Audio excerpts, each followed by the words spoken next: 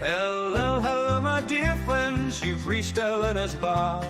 The best place on the internet, the very best by far. She'll help improve your fitness, but there's also so much more. 'Cause here are just a few things that this channel has in store. There's barre and there's Pilates and there's belly dancing too. And many styles of yoga, so I'm sure there's one for you. Then watch her practice pianistry from right within her home. She's in such big condition, she'll outrun the metronome. Elena's Barre, Elena's Barre. They're the best place on the internet, the very best by far. It's not just the piano, but the ukulele too. The guitar and violin are even more that she can do. She does so many different things, it's hard not to lose track. I nearly didn't mention that she posts on her Substack. Elena's Barre, Elena's Barre. The best place on the internet, the very best by far. Yet controversial topics may be brought up for discussion, but try not to provoke her or she'll swear at you in Russian. And sometimes certain topics can make quite a big impression. So remember, you take part at your own risk and your discretion. Yeah, Elena's Barre, Elena's Barre. The best place on the internet, the very best by far. You might even meet Elena if you're quite a loyal fan. She's got a fixed male cat, but she's so desperate for a man. We've really got it all, and you couldn't ask for more. So sit right back and watch Elena shave a 3 or 4. Elena's Barre, Elena's Barre. The best place on the internet, the very best by far.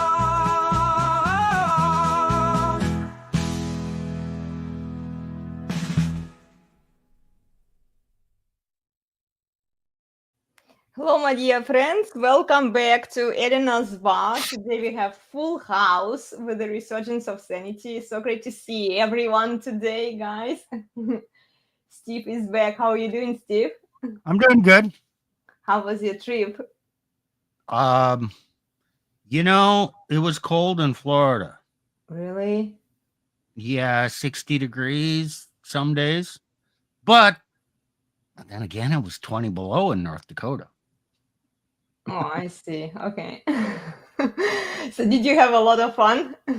I had some fun. I saw some things, and I decided, I don't need to do them. I'm glad I did it. I saw some things and talked to a lot of people, and I decided Florida is not the place for me. Yeah. You went there once, right, Plutarch? A long time ago. I've been there more than once. I think you've only been there once. Yeah, I didn't quite like it either. It's just the vibe of it. It's too fancy, you know? Yeah, well, I went to Miami Beach. Mhm. It's Miami.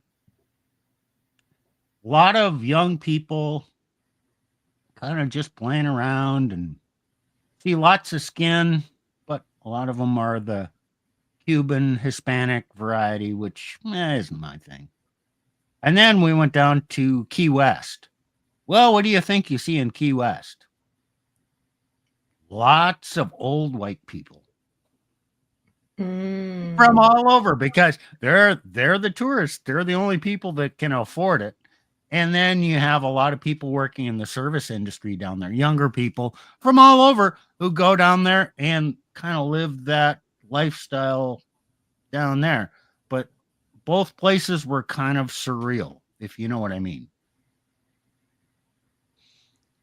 I see. So you don't want to go back there? I wouldn't refuse, but I don't have a need to go back there because I've been there, done that. Okay. Wow.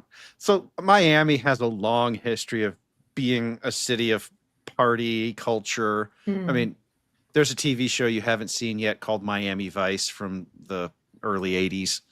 That's 40 years ago. A lot of people think the world is returning to the 80s. I'm here to tell you that ain't happening, and it's actually because of people who have similar reactions to what Steve had. The average person is not interested in going back to Party City. Mm-hmm. Yeah, I'm not saying that it's bad. I'm just Yeah. saying it's not for me. It's uninteresting. Yeah. Right. Yeah. Nick, how are you doing? I'm doing good. Doing Good. good. I out in an undisclosed location. Doing good. Miss Steve, Looks like you're Miss looks- old man wisdom, Yeah. or as somebody in our chat said, Obi-Wan. your background looks familiar. So it's Yeah. probably the same location you used to be traveling to. Maybe, or just the same hotel setup. It could be. Yeah, I don't know. Yeah, and Plutarch, how are you doing since we are going? Yeah, it's just great to see everyone. We can't hear you, Plutarch. Oh, me? I'm okay. Been waking up earlier lately. Didn't know if Steve was going to be on until this morning, so the band's all back together. Yeah, I'm glad to see everyone, guys. Okay, well, we have an interesting topic today. We will talk about bad advice that older women give to younger women. And I know that we've covered this topic before with the yoga community. We were debunking some videos with old women advice. But today I have a few videos to show to you guys, and we are going to react to them, okay? And the people in the comments, if you have any questions, suggestions, recommendations, if you have any thoughts, please share them with us. We would love to hear what you think. And remember to please like, share, and subscribe. It does help the channel. Also go subscribe to the Resurgence of Sanity. They have wonderful shows for you. And yeah, let's begin, guys. I'm going to share with you the screen here. And we will start with... Okay, well, let's go to this one. Huge red flag if a guy ever says any of this. Okay, let's see. And she has big clout. There are a lot of women who are following her. She's a matchmaker. Well, this is how she calls herself. She's a professional matchmaker. Okay. So yeah, feel free to stop it whenever you need. If a guy says any of these things, you need to turn and run. If a guy ever tells you he's an asshole, believe it. If a guy ever starts talking about women in a derogatory way at all, and specifically saying women are gold diggers, the women he's dated or known have been gold diggers, turn and run. Hang on, a couple more. If a guy ever starts bragging about how hot his ex was, or she was a model, or he's doing anything like this, turn and run. And last but not least, if a guy ever says that his life is in transition, he is in transition, he's in the middle of relocating, he's in the middle of starting his life over, no go, okay? He needs to figure out his life. You never want to date anybody who's in transition, their life's in transition, huge red flag, all right? So I hope it helps. If a guy... Okay, what do you think, guys? Yeah, she's telling them about LTR material, but women will always break those rules if it's hung Chad. Well, if you apply her advice that she's giving to women, if you take that as a man about applying those to women, then it's good advice. But if a man says, I'm an asshole, it just means he's a strong guy and he's not going to fall to, your delusional or blue pill thinking. Doesn't actually mean he's an asshole. Just means he's his We're own all man. assholes here, right? We're all assholes. Exactly. Well, it's because you guys have the frame. So what she tells women subconsciously, indirectly, that you ladies should want a beta man who is serving you better. Right. And now if a guy criticizes women, oh, thou shalt not criticize women. screw you. I'm an asshole. I'll criticize women. But I'm looking for an exceptional woman who doesn't exhibit those traits. Okay, what's wrong with that? Now, does a woman come in and say, well, this stuff happened to me and I just had to divorce him because he was a bad man and he did this and he did that? Oh, isn't she criticizing men? Or she's a feminist. Yes, the patriarchy is evil. And men do this and, dominate and suppress women. And, no. Next. So it's okay for women to criticize men, but it's not okay for men to criticize women. She's delusional. And there's one thing she said that was true. Guys shouldn't be talking about their other woman in front of, or their former woman in front of other women, unless they don't give a fuck. Right. Yeah. Now, Isn't that like an old school piece of game? Is you don't talk about the other women, even if you have them. Yep. Right. Or your ex. Yep. Don't do that. There's no benefit to it. And the third one, or the last one, oh, he's in transition. Nick, are you in transition? How could I know? I don't think so. I Well, was. Okay. You've made the transition. Yeah. Mm-hmm. Yep.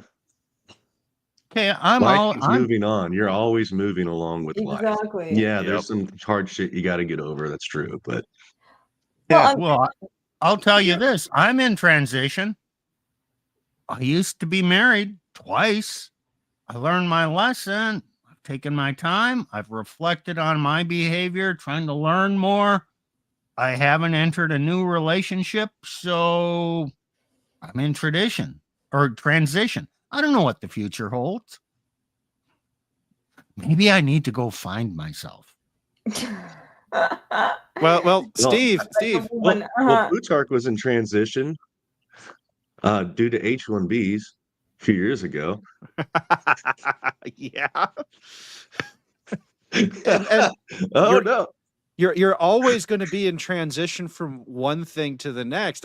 Steve, you were just you were in a place where you could have transitioned yourself to a whole different lifestyle if you wanted, and you chose not to. So transitions are choices.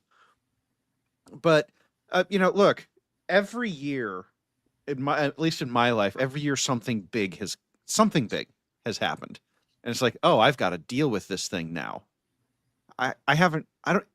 As guys, we don't get these lives that are just spoon fed to us, where we can just go to sleep at the same time every day, wake up at the same time every day, food just appears every day. No, something is going to blow up in our lives at some point.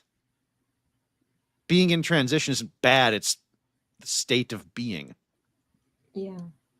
And do you remember when you were in transition? According to your advice, I should have left you.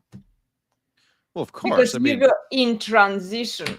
It's selling women a shortcut that everything is easy, everything should be given to you ladies on a golden platter, and you shouldn't do anything to get what you want. And the moment something doesn't match, the guy is going through some problems, so you just leave him, you drop him. No, go find somebody else who already has it all settled for you. Well, I'm an asshole, so you better hope I'm in transition. Otherwise, I'm going to stay like this for the rest of my life.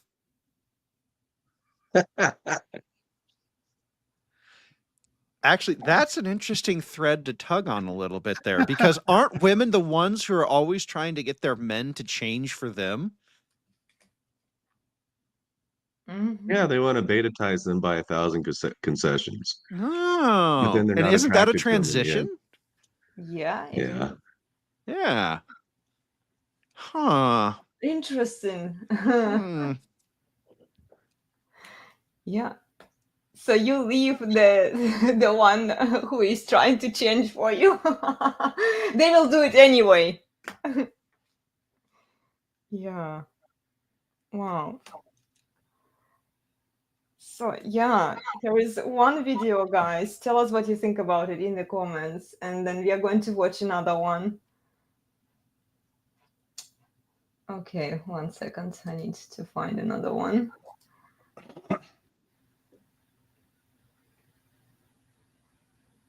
Okay, here. This is why dating gets harder as you get older. Let's watch this one. As you get older, Hold on. I'm going to.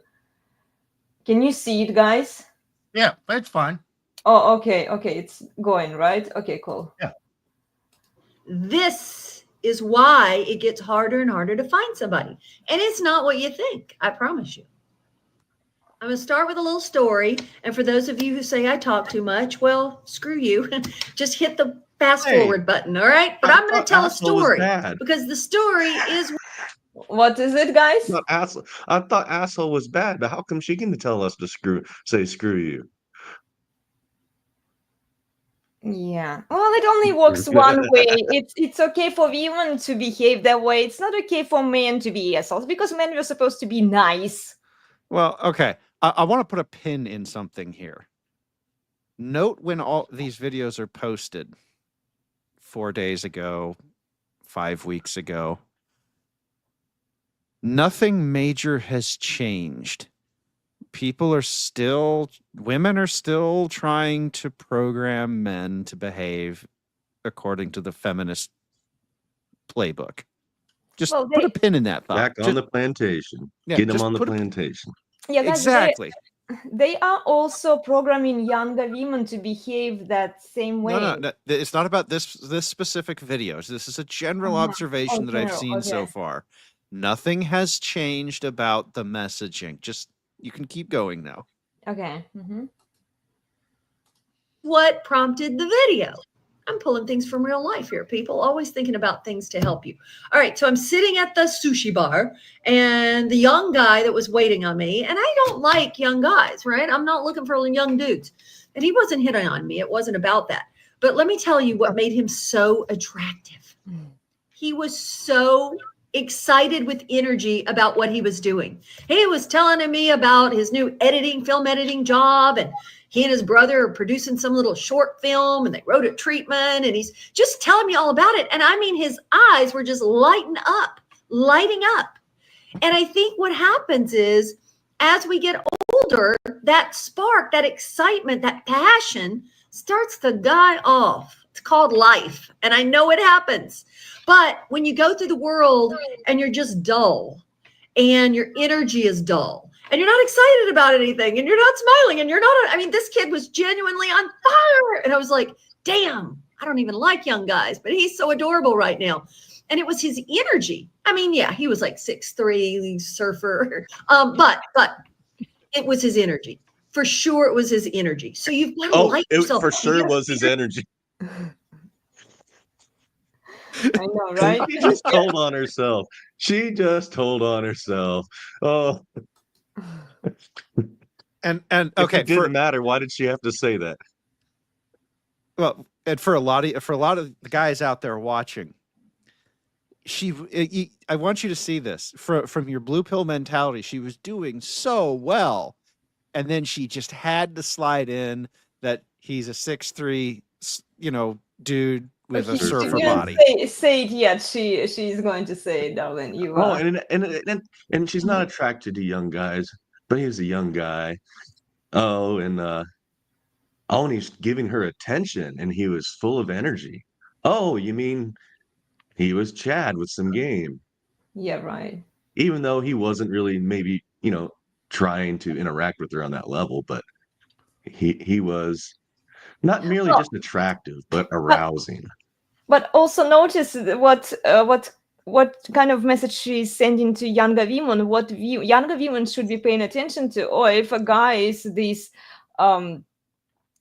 emotional or passionate about what he's doing, if he has the spark in his eyes, if he has the game, right? So all women are paying attention to the guys who have game. How many guys have game? First thing, she has to notice him. Oh, he was 6'3". So she noticed him. Then he used game. If he was 5'6" and was using game on her, man, that little twerp was just kind of a pest, and he was full of himself going on and on, but he was only 5'6". Who does he think he is? Okay, so that says something. Another thing is, what did she want? She wanted a guy who had excitement. Does she want a boring man? Does any woman want a boring man? No, no. Okay, so she's like all women. He brings excitement. Excitement is kind of like drama. It's that spark because she's attracted to a guy who's leading, who's on his own life adventure, and then she wants to come on that adventure. But once she gets him, then she tries to subdue him and have him serve her life adventure. Yeah. And then she loses attraction. But it's still, when you base your decisions on that excitement and spark, it's basing your decision on tingles. Do I have tingles for this guy? Do I really, does he excite me? You know, it's not, it's very short-sighted. But it's very necessary. Mm. That's the attraction component. When So, Elena, Steve, when you first met Plutarch, didn't he excite you enough that you stayed with him to learn more about him? If he was a boring guy, and and the excitement could be physical, could be mental. He can challenge you, meet you on a mental basis. Oh, wow. He's a smart guy. I'm stimulated. He's challenging me. I can be myself. He accepts me. Yeah, this is exciting. And so then you continue on. So Hey, yes, Steve. and yes, it is also tingles, which is necessary, but not sufficient. Yeah. One of these days, because I don't think we've actually done this, we should tell the story of my first 12 hours of meeting her. The short form is she put me through the ringer and I didn't crumble. And it was after that long flight. well, yeah, I mean, everyone knows that we were, that we were a long distance. But yeah, she put me through hell, basically, because she was totally unaware of what I had to do to get there. And so, yeah, she just, but I did it. I was, the key thing though is we were out with her friends, and I was charming, not just to her, but to them too. And her friends all decided they like me. Men, if you can win her friends, you've already won. Pretty much, yeah. Oh. Well, let's get back to this video. Oh, what, Steve, did you want to okay, add? so Steve here about this video. What does it demonstrate about reading women here? It's not what they're saying. What do you say? You listen to what they're saying, but there's an underlying message. How would you put it? Yeah, watch what they do, but you come up with the premise. You form this mental image. All women react to game. All women want excitement. All women look for an attractive man. Okay, then listen to her and you understand her passion. But you know what? She's behaving just like all women. She's not a unicorn. So don't think she's unique. Use what she's saying and doing to modify the stereotypical image of women.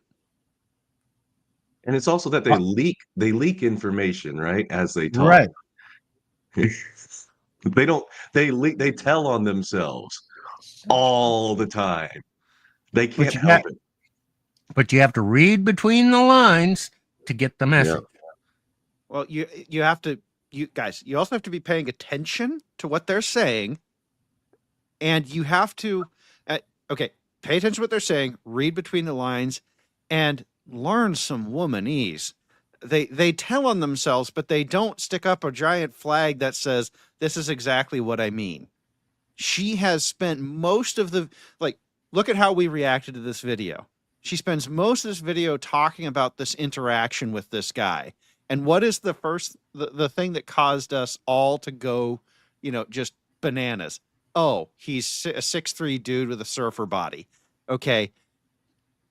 The rest of this was the story to camouflage the fact that she is trying to sell. Oh, she's talking about, young men and energy and all of that. No. That's all the camouflage for he's a hot guy I wanted to fuck. But I'm not like that. But I'm not like that. Yeah, exactly. But I'm not like that. And how many times did she protest that she's not like that? 3 or 4? How exactly did she protest, guys? She kept saying, I'm not into younger men. Oh, right. At the beginning, yeah. Mm-hmm. Right. So what's the phrase? Doth protest too much? Yes, methinks the lady doth protest too much. So when you see this, understand something, guys. Her panties would have flown off if he had said something to her about, if he'd asked, they would have flown off. Okay. Yeah. So she can say, oh, well, I would, I'm just not into young men.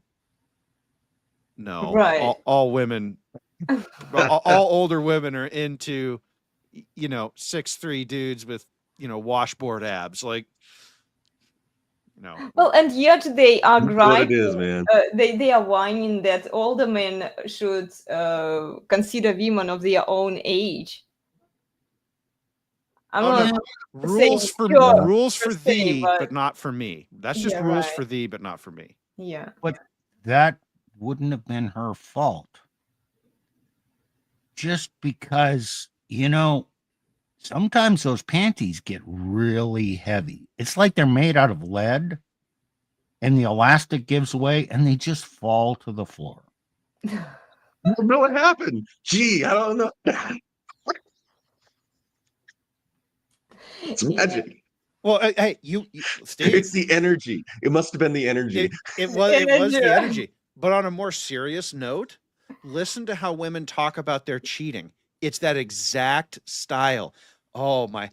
They talk about it as if their panties just got super heavy and they just fell off of their own accord and there was nothing they could do about it.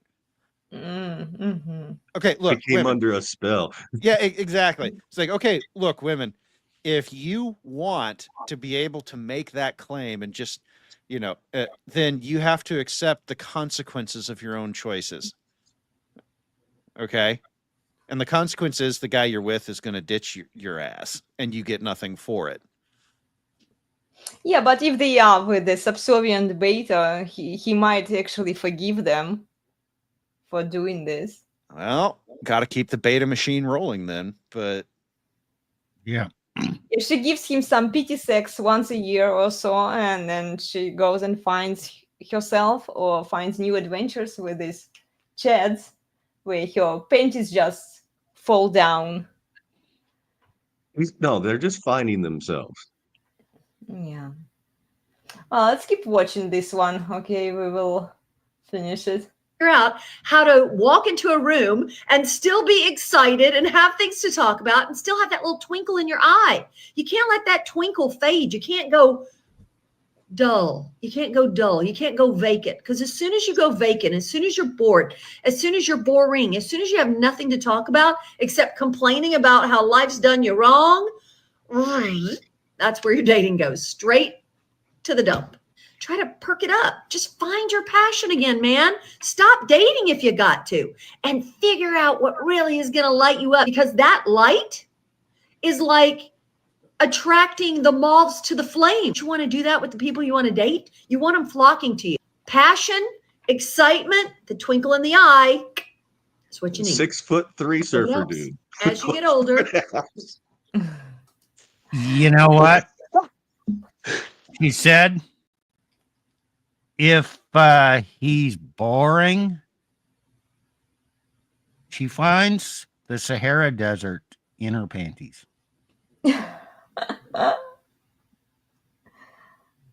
Yeah, pretty much.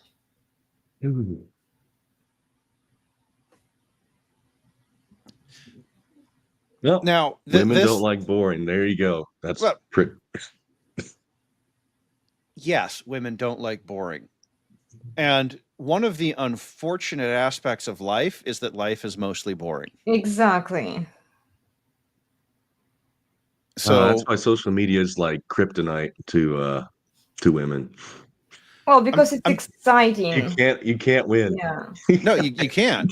I'm trying to think if there's something more addictive than crack cocaine out there, because whatever it is, like if somebody wants to throw in the chat a drug that's even more addictive than crack. Okay, let me know, because I'm not into that world. But like whatever it is, social media is more for women.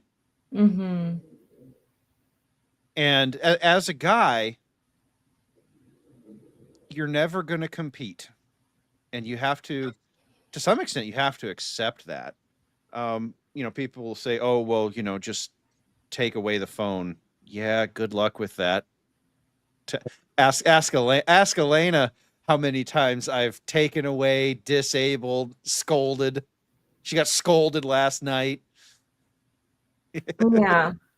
It doesn't work. I No, mean, there's nothing you can do, yeah. really. And so there's sort of two mentalities about it. The one is you have to be more quote unquote interesting than whatever's on the phone. And I think this leads to sort of a dance monkey dance effect where Mm-hmm.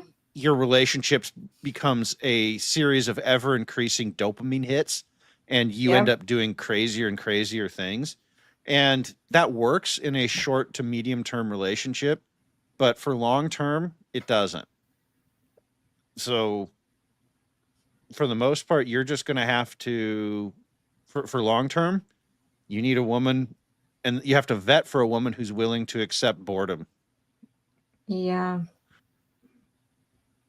Oh, dang. Nick, I know That's you're nuts. laughing, but Oh, it's like, what else do we have to vet for? It's like you can't find there's like And this is the the modern woman frustrating is so part, fucked. guys, because I see these kinds of messages coming from older women to younger women. Oh, but like excitement. Oh, but tingles. Oh, but this, and like he has to do this, and that, and all of that. And no, it's it's yes, but I'm going to do a little bit of a white pill. Don't worry about There it. you go. Okay. This we haven't done a real deep dive on the generational cycle and what it actually is, but she is an Xer. Xers are the quintessential. They are the peak of the, eat, drink, and be merry because tomorrow we may die. That is their generational zeitgeist. Okay. so basically a gamble. They are inveterate gamblers. They Mhm. hopeless. They are hopelessly addicted to anything that looks like adrenaline. For example, base jumping. That's an Xer thing through and through. And I'm not saying that all millennials will never do these things. No. But base jumping was invented by Xers. Okay, so and boomers to the same degree, they have this search for experience. Now, boomers' search for experience tends to be more spiritual, where the nihilism of the Xers tends to be more focused on cheap dopamine hits. But when you have to understand that the children of those generations grew up with parents who were like that, who constantly seeking out the dopamine hits. We have kids today who have been so hyperstimulated that they're crying out, begging for something boring.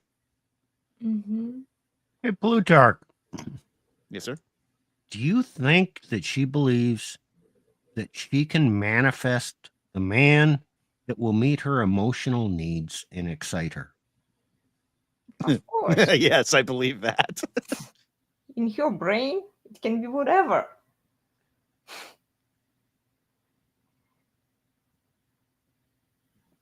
Well, And- let's find the next one. Yeah. Got Let's any keep more? this moving because we have comments about all of them, but they're all kind of similar. So let's just, Okay, keep yeah, hammering let's away. keep rolling. I just don't like this kind of advice for younger women because it's so delusional and it's very entitled in the end. Well, what I'm saying is, yes, the younger women are listening to it, but they're not, and they are following it, but they're not following it they're not taking it into their psychology. They're just following it because they have nothing better to do. They don't actually like it that much. Probably they need to start challenging it because it leads to never. No. The women are never going to challenge it. Well, okay. Well, they follow alone then. If they don't challenge it, then they just... Women are followers, and right Yeah. now, and this has been the popular narrative for decades, and it's the big narrative. The replacement narrative is small but growing. Just let it do its job. Let it do its job. Okay. Hey, what's the one on the unpopular opinion? Oh, okay. Is well, that the advocate and the lady who was on whatever with Andrew? Gosh, I don't that's remember Lauren this Sanchez. one. And Do you want to watch this one, guys? Because I don't remember what it was. They keep popping up, and then I start watching them. Yeah. Okay, let's hear what's unpopular. I have an unpopular opinion. I know it's going to be unpopular. I also have hair that's just going crazy today. I don't even do forehead, but we're doing forehead for this. Everyone is talking about what Lauren Sanchez wore to the inaugural ball. That is Jeff Bezos. I think she's over 55-year-old girlfriend. She looks freaking amazing. And she wore a peekaboo bra from Alexander McQueen and a white blazer. And people are like losing their shit over this. Like, oh my God. First of all, she's over 50. Second of all, there's a time and a place. There's a time and a place to wear these things. Says who? Really? Like, who cares? And maybe for selfish reasons, I'm saying this because my style definitely leans more housewife hooker. I don't even dress to impress anyone other than like my husband. I know I'm more this girl. I want to be classy, but I'm not. I'm more this girl. I agree. This is high class and this is giving high body count. She feels more confident dressed like this. So I don't have a problem with it. I have an unpopular. Of course, you don't have problem with it because you reserve the right to dress exactly like that chick publicly when you want to. And like, look, I left a comment here for her. It's like, when a woman already has a husband, why does she need to expose herself semi-naked or, To understand this, you have to know her history. And when, she says dressing high body count, oh, hell yeah. She has a very high body count. She was in media. She's talked about it. Like it's not a secret. Okay, here's the other thing. And we've touched on this numerous times. It goes under the category of the Madonna horror complex. Yeah. So, gotta recognize every woman, especially when she moves into the marriage phase, wants to be the pure woman, to be loved for who she is. It's kind of an act. All women, okay, this is in simple terms, all women have a Madonna aspect and a horror aspect. The horror aspect, that's for adventure and excitement. And if she lives in the Madonna world, eventually she's bored with that and wants to be the whore, wants to dress to be noticed. Oh, you shouldn't just look at me like a sex object, but yet they dress to be noticed as a sex object. She wants to experience that side of her. So is she a unique woman? No. All women have both of these aspects. And if she can't be that sexually expressive, call it the whore side within the marriage, or even if she has a high body count, he's going to try and express that. And that's the part of her that she wants to embrace and not be judged for and experience.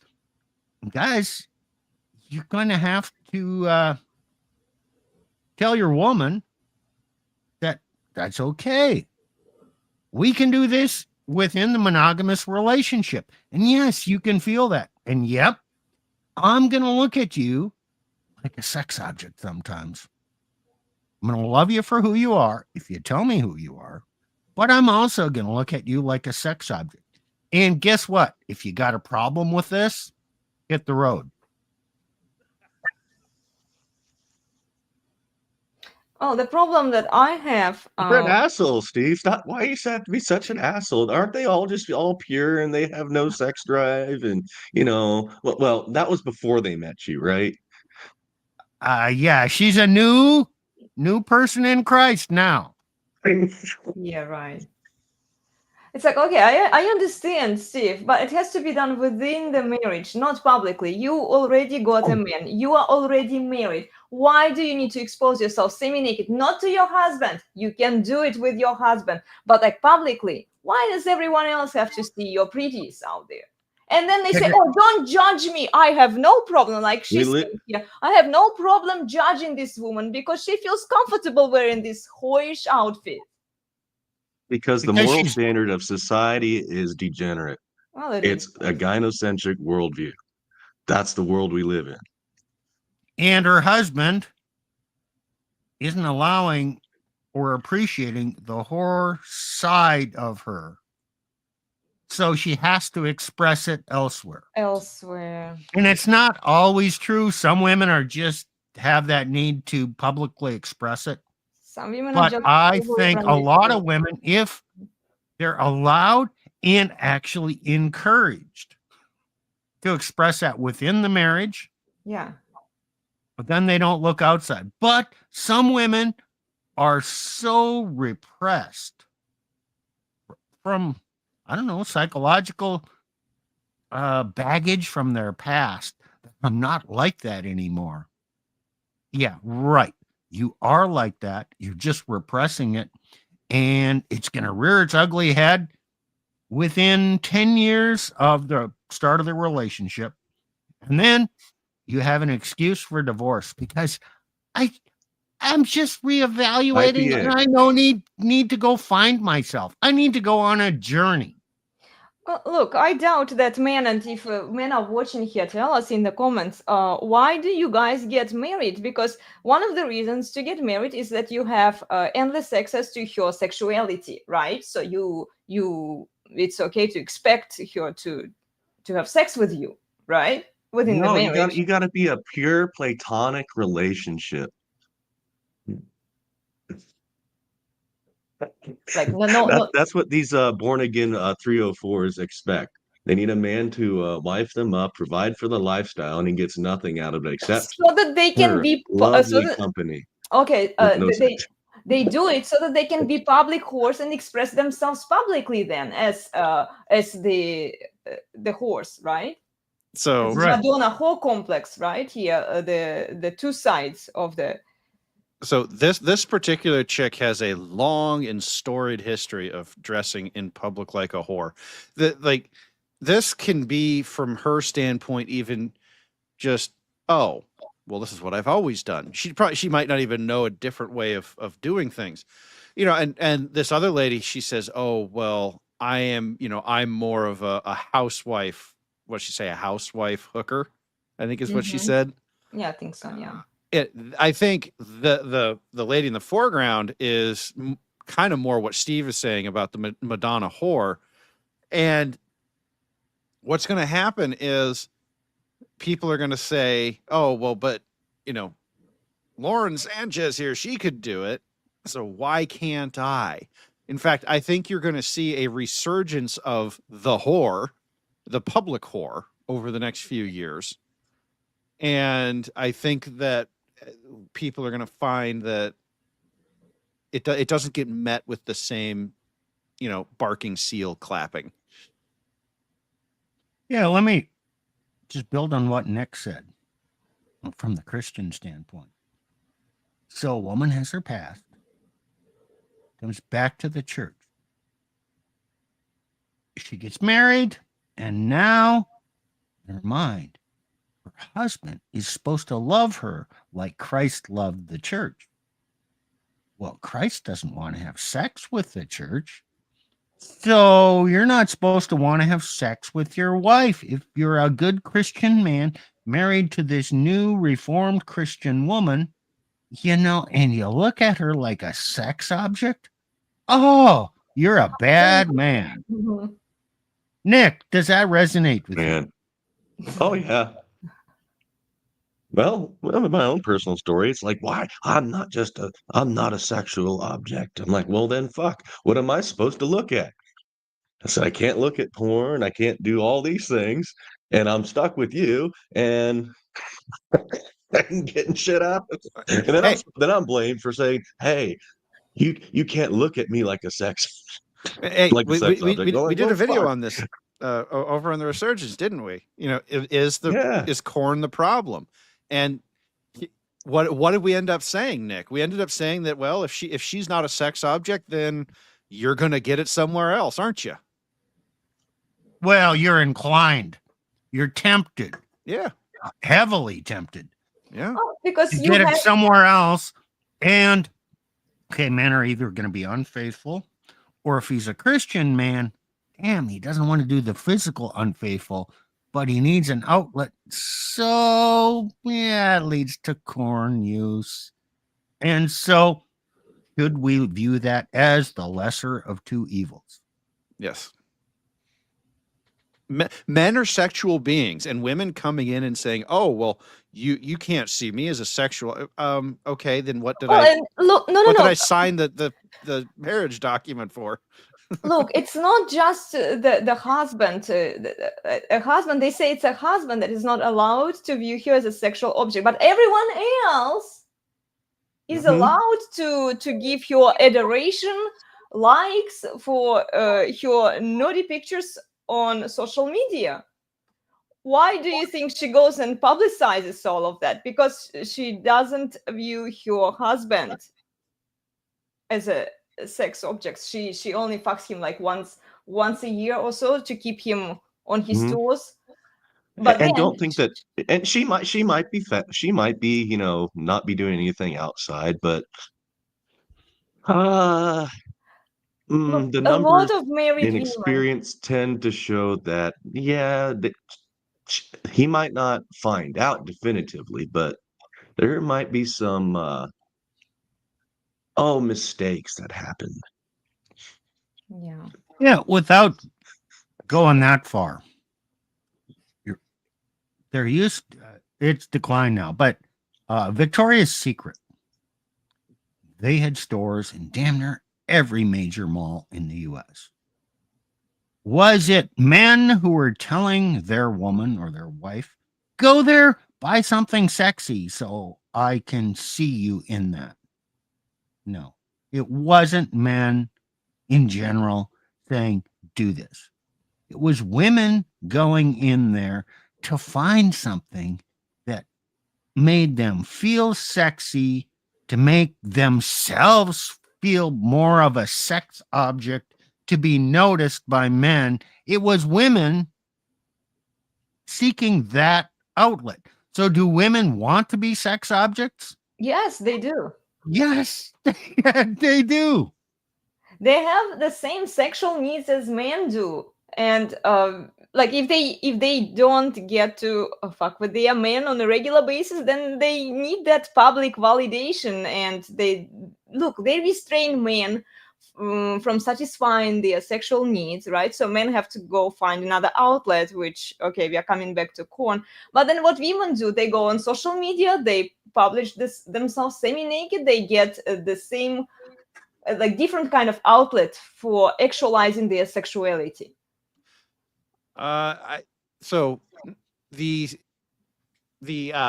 when women go online and they in public, it is a little different because what women can do is they can dress like a whore And then and you see this all the time, they will complain about being objectified by men they don't want to be objectified by. So it goes back to that first video we watched. Turns out she was okay with the fact that he was a younger man because he's 6'3" with, a surfer body, right? Yeah, right. Okay, so women will sexualize themselves for the purpose of getting adoration and no other. Okay, so yes, women need sexual actualization in the relationship too, but don't think that that's the only reason why they're doing it.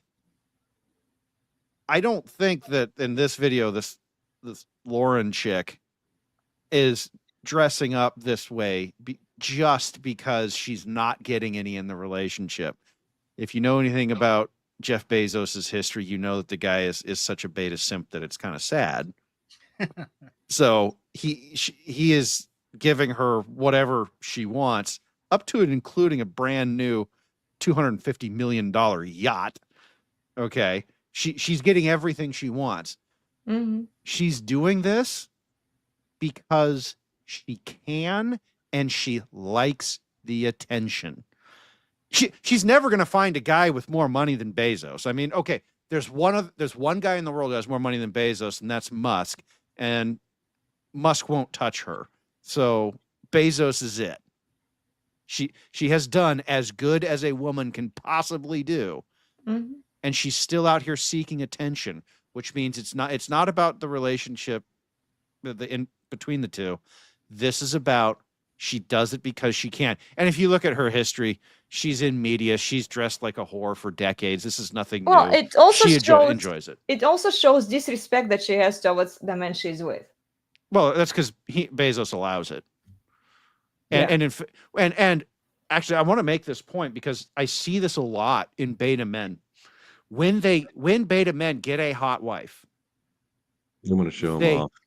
Exactly. They want to show them off. He's okay with this because he's saying, yeah, but don't you see? Look at what I have. Yes, it's and then insecurity. other men will admire him. Oh man, you're such a hot woman. You're a great man, which soothes his insecurity. His ego, yeah. Correct. And this is why you will see some men out there, who the reverse of this is the nobody who's married to an 8 or a 9 or even a 10. It's like, who are you and why the hell did you marry that? It's the how the hell did you get that girl? Yeah, that's the guy with all the game. That's the guy with all the frame. Yeah, except for Bezos doesn't have game. He doesn't have frame. But he has he has the endless supply of money. Yeah. Endless supply of resources and can give her whatever he wants, whatever she wants.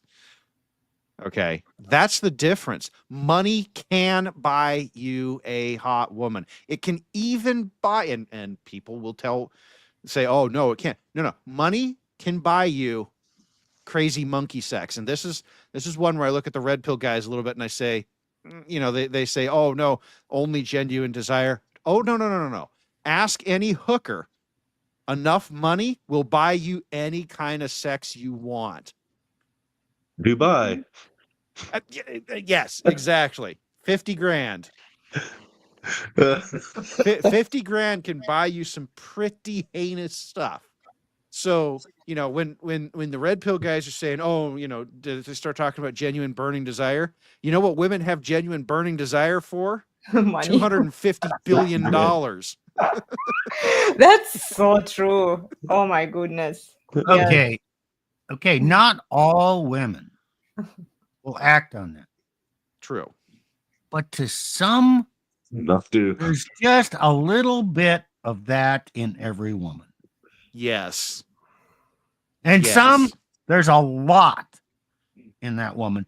But you find that perfect woman, that unicorn, hey, there's still a little bit of what Plutarch just described. There's a little bit of that desire in her. And so you know what?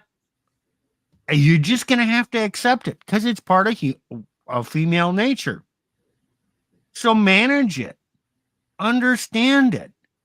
Just because it's there does not make her unlivable or unlovable Mhm. or a bad risk, because you're not going to find any woman without it. And the more she protests that, oh, I'm not like that, the more she is like that, and it's Yes. repressed, Yes. and it's going to come up and it's Yes. going to bite you in the ass in the future. Mhm.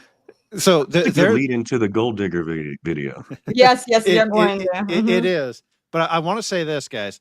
I told Elena very early on that if she wanted to leave, she could leave, and I wouldn't stop her. And if she wanted to fuck another guy, that I can't stop her. But what I can do is file paperwork. So Yep. Elena knows what the consequences are. Now she can say, "Oh, well, you know, he's just a hot guy, or you know, he had all the money and he just spent it all." And I said, "That's great. I'll file on you." I'm out. Right? Exactly. I'm out. So, you know, that is me maintaining my frame.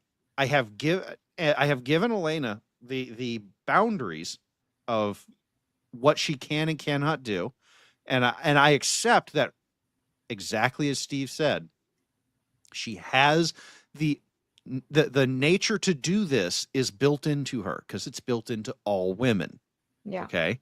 And all I did was I set the preconditions to say, and here's what happens if you do. I'm not going to tell you that you can't do it like some beta boy. I'm going to tell you that here's what happens if you do it. Well, okay, this sounds really bad, what you just said. It does. No, it's actually not bad, because if men did it, women need restraining order. It's not restraint. It is not a restraint. Well, I let me finish. Okay. As a man, you see other women, an attractive woman, and you think, that might be interesting. I might want to go there. What stops you? Well, that's self-discipline.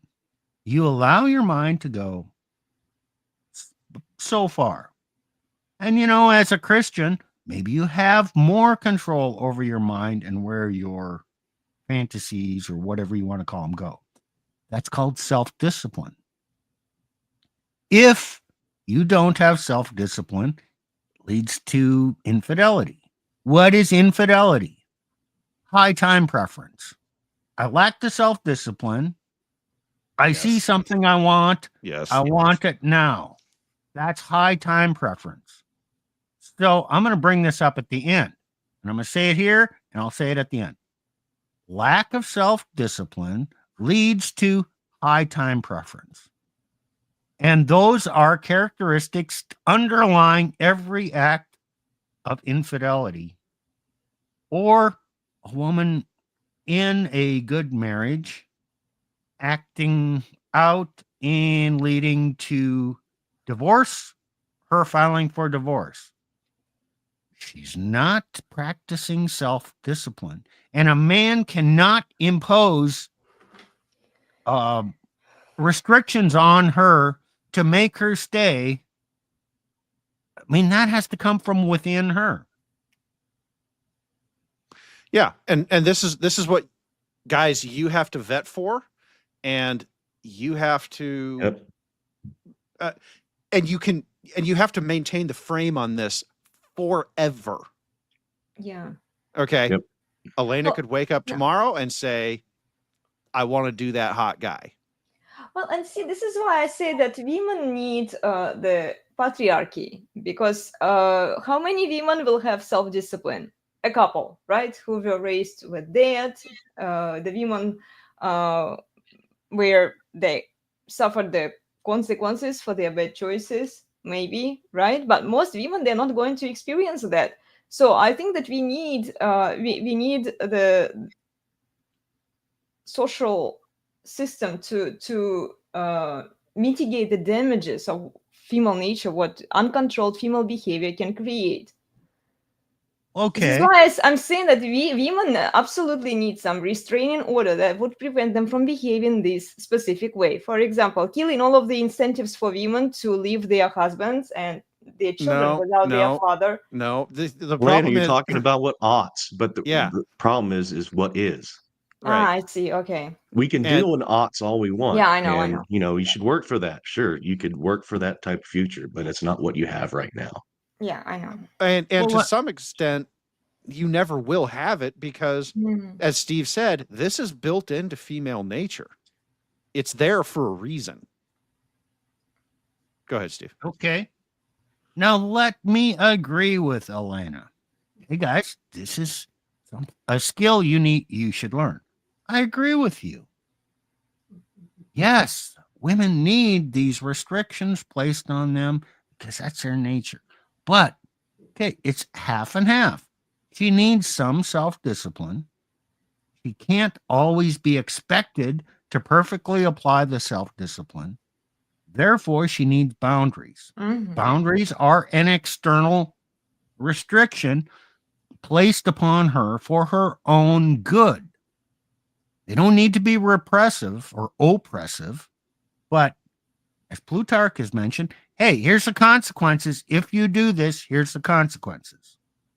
And okay, then he has enough wherewithal when Elena is all emotional and flying, just getting erratic because of It social happens. media and the phone. He says, okay, give me your phone. I'm cutting you off from social media. It's driving you batshit. You're being intolerable. Ooh, here's the boundary. And so at that point, she doesn't have the self discipline to put the phone down and put it away. He needs that external boundary Mhm. enforced on her. Does that mean she's without self discipline? No. Does it mean her self discipline is sufficient? No. Yeah, it's not sufficient. So she's right. He needs that external, but that's not meant to control her or minimize her. It's there for her best interest. Exactly. And women, they don't realize it, that it's actually beneficial for them when society tells them no, or when men tell them no, or at least when men are not repressed for saying no to women, for being assholes, like, you guys mentioned earlier, because women need it for their best outcomes in the future. Well, I think the mistake that a lot of men make is they assume that it needs to be this top-down imposition of order, that I have to control every action of the woman. Look, guys, I tell you from lots experience. Yeah, white claws. Yeah, that's just kind of what I'm getting at. I Mhm. can't impose, excuse me, I can't impose on her because it actually ends up costing me too much time and effort and energy. If I'm sitting here just trying to control every action she makes. But if I tell her what the consequences are and I make sure that when she gets too close to them, I start, no, are you sure about that? You sure you want to cross that line? And then occasionally you have to remind them of what the consequences are. But won't you just call the elders and complain about how mean you are? well, Well, Elena see, and won't. this is But where that you're repressing a her. man, darling, a man can do all of these things that you describe. Yes, are you sure you are executing upon your frame? You are setting boundaries and telling her no, or ask her, are you sure you want to do it? But when society and on the media and everywhere tells you otherwise, yes, go do it. Leave him the moment he no longer serves you. yeah, well, You're okay. perfect the way you are. Then you Men know are what you not do? supported. You let it happen. This is the hardest part of this whole thing. You cannot control your woman into loving you. You can't. You can show her enforce your own boundaries. correct. You can enforce boundaries. That's it. You can Mhm. deliver consequences to boundary violations. That's it. You cannot control a woman into loving you. Yeah. Sorry, guys. Just praying harder, and if you're just a better leader, a better servant leader, or better patriarch, that doesn't mean that she's always going to follow you or love you. You can't make that happen. Well, it's You that know that why? go ahead. Because God can't control her either. And I'll tell you this, you cannot pray, God, control my woman. That's kind of what that prayer is. Because God recognizes free will.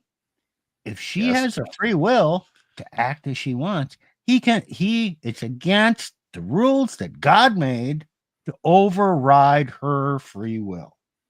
Now, it doesn't mean that it's against his rules to provide her with experiences to recognize where she's going wrong for her ultimate salvation. But that doesn't mean it's going to be in the man's immediate self-interest or in his self-interest at all. Yeah, God is not going to save your marriage by praying harder, to supplicating him harder. He's free will.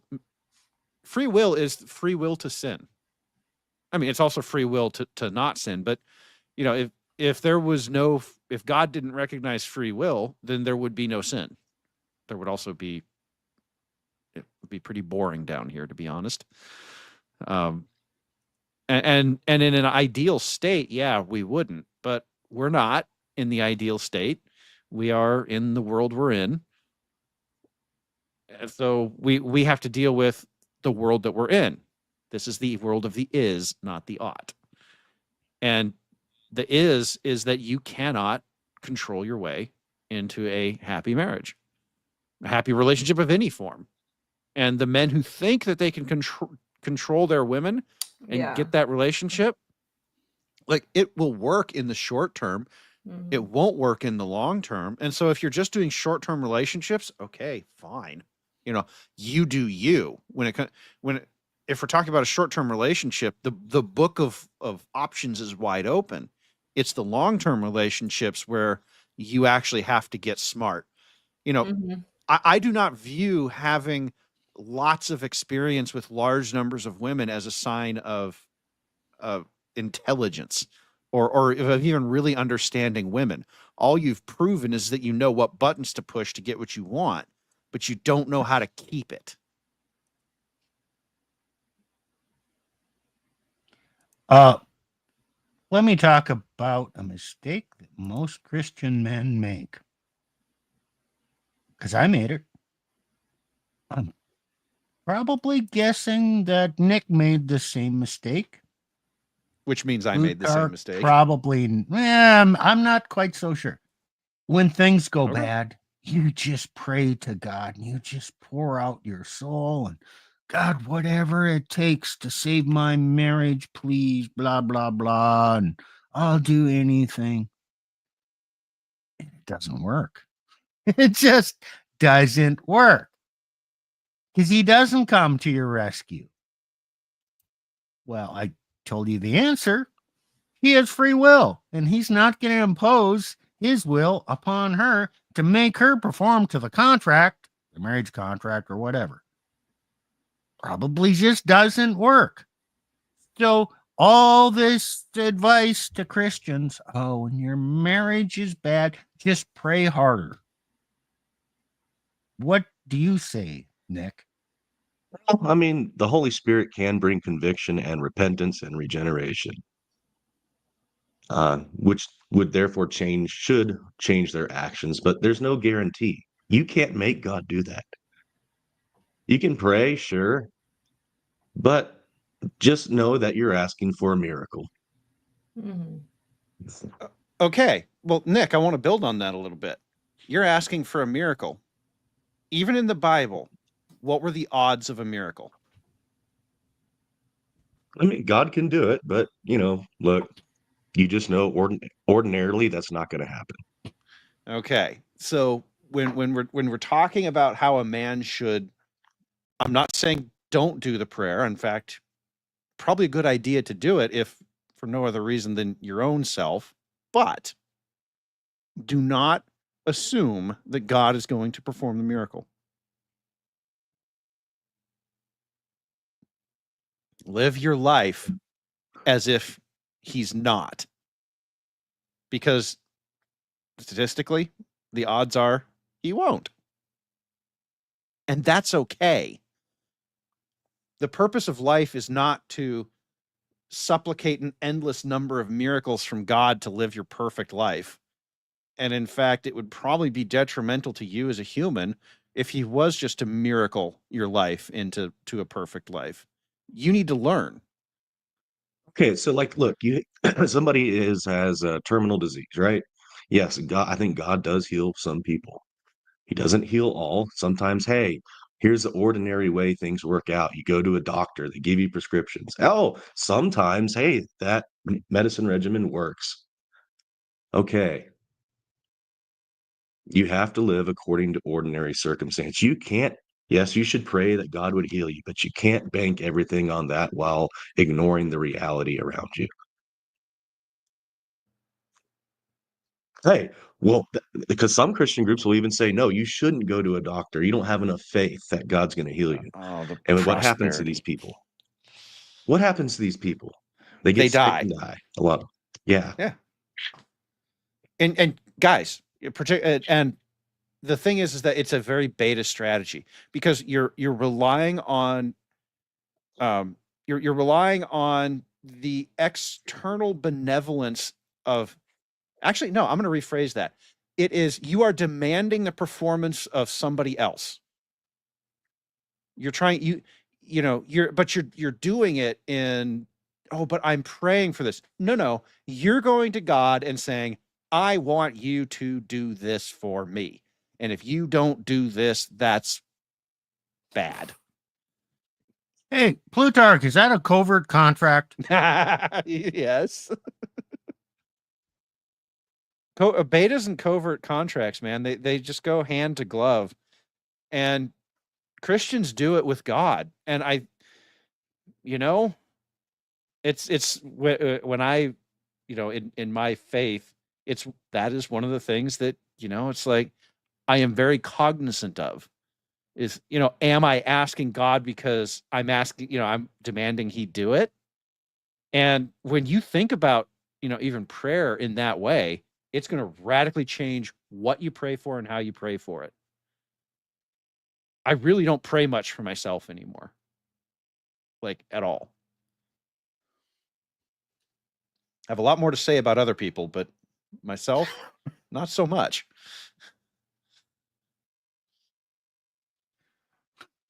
Yeah, I understand that. I'm always praying for other people to get their shit together. That wasn't quite where I was going with it, but yeah, I hear you. I was more of like, this person needs this, they need this help, and and I occasionally, know what you meant. And occasionally there is the, dear God, beat some sense into this idiot. Yeah. But even then, I kind of, when it comes to beating sense into people, I kind of look at that and go, you know what? That's coming for them no matter what. I don't need to pray for it. It's coming. Yep. So shall we watch another one, guys? It probably will be the Yes, the last gold one. digger one. Yeah, we will put Nick the wants gold to do digger that one, and we'll put the single moms. Okay, so yeah, let's do it. It's going to be the fun ones. Cool.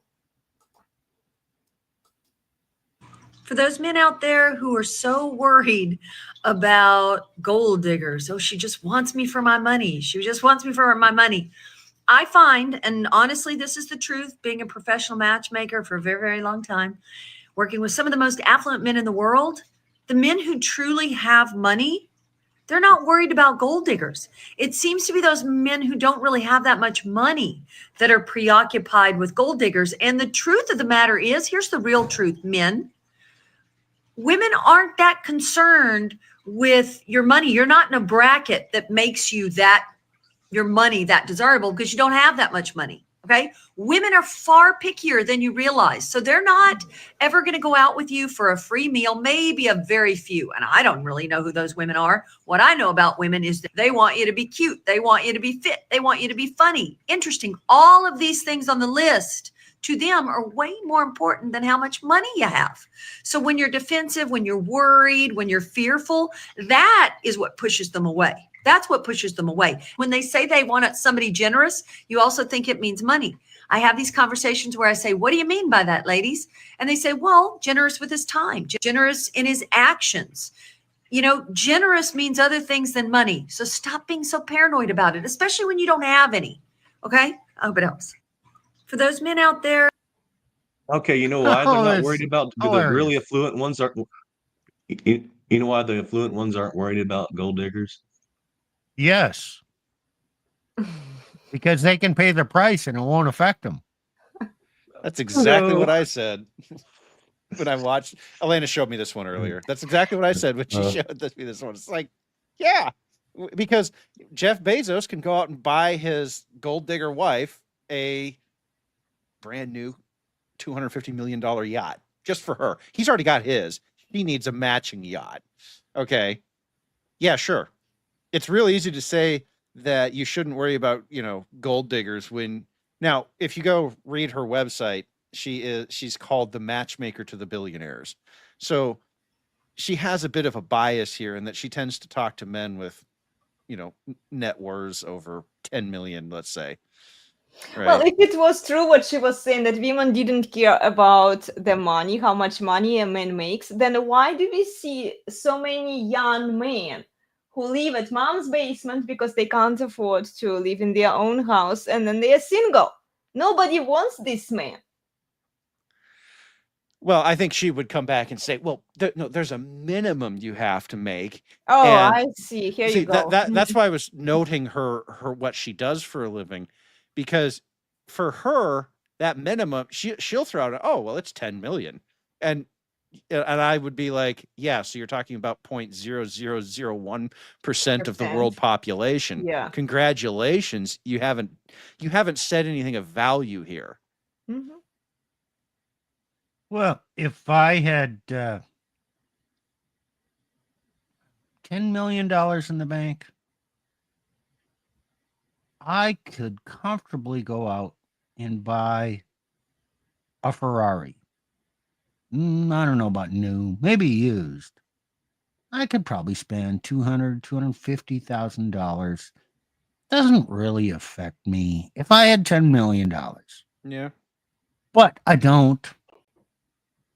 And so in my current state, if I wanted a Ferrari, could I still go out and get a $250,000 Ferrari? Yeah, probably I could figure out a way to lease it or whatever and make the payments and drive it. But the cost would be pretty damn high. And I got to be concerned about that. And could I keep it? I don't know. So for the average guy with that 10 who has expectations for a lifestyle and being taken out to eat and all that, she's a foodie, or she likes fine dining, she likes vacations. Yeah, could I do that? Man, be tough. Maybe I can, maybe I can't keep it. Yeah, too high a price, therefore she's a gold digger. But for a man who's got 10 million, 100 million, oh, hell yeah, I can afford that. Doesn't matter. So that a gold digger is relative.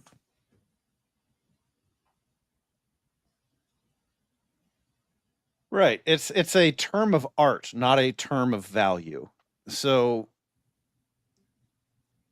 but when we start talking about gold diggers, I think she's trying to, I think what she's actually trying to do is a reframe of what a gold digger is. Mm. I think she's trying to say that it's about the mentality of the woman. Look at how she said, oh, well, I want him to be generous with his time. I want him to be generous with right, but Mhm. she's trying to say, oh well, it's really not about the money because they say they also want those other things. No, those other things matter more to the woman when the money is no longer a problem. Yeah. And that's Yep. the reframe. It's the same thing as her earlier video about I'm not into younger men, but here was this 6'3" buff man, and he was exciting. So first of all, he met the qualifications for being a tall, attractive man, and then the other aspects were really what attracted her. In this same way with gold diggers. Well, he's obviously a rich guy, but I'm not after that. But that's a pre-qualifier. And then he's generous with his time and all this other things. He doesn't go back to think how important is the pre-qualifier. And this is I think a mistake, particularly that she's making, and I think she's making. Well, is it a mistake? No, she's actually probably doing this intentionally. Mhm. I don't know. I could go either way on that. But this is a rhetorical trap for men because she wants you to think of this as an or problem. Either she is a gold digger or she is not.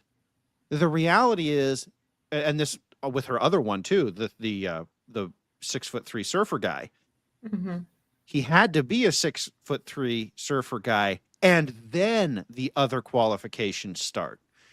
With this one, has to have enough money, and then the qualifications start. Guys, little nugget for you. Women are not or, they are and. Okay? When a woman says something, and it. Just put and. Men are the ors. This sounds more like you're into this programmer thinking. Not or, it's not an or, it's an if then. If he qualifies, then I value him. Then, yeah. Yeah. Well, I mean, we're just talking Boolean logic here, but it's that basic idea, Yeah. right? Of you have to meet all of the qualifications, right? You have to, that's why I was saying and you have to be rich enough that here's what she's saying. You have to be rich enough that you don't care about the money. Mhm. And then I will care enough about the other things. Well, she's also setting up younger women to only consider the 0.00 what percent is that can afford that kind of lavish lifestyle that she's promoting. Disregard everybody else, disregard good men out there, good quality men who don't make as much money, who probably can't afford this fancy lifestyle, but focus on this top 1% of the world male population. Well, the reason they can think that way is when they were young, they probably got flown out. Or I don't know who her target audience is, but if it's younger women that want to get with those millionaires, et cetera, yeah. A lot of these young women, when they're very young and attractive, yeah, they might get flown out. They might go to the yacht party, et cetera, phone cannon, whatever, But does that mean they lock down that guy? Probably not. Well, they become the spin plates for those top percent of the guys. So there's a weird standard that's set up in their mind, and they think because they had that interaction or that short relationship or whatever it was that they can attain to that. Yep. That there's Nick. Okay. I don't give a shit about those women because I don't want those women. Mm-hmm. Here's my problem. It's the average women around that I see day to day. The clerk at the convenience store. The bartender. The lady who works at the post office.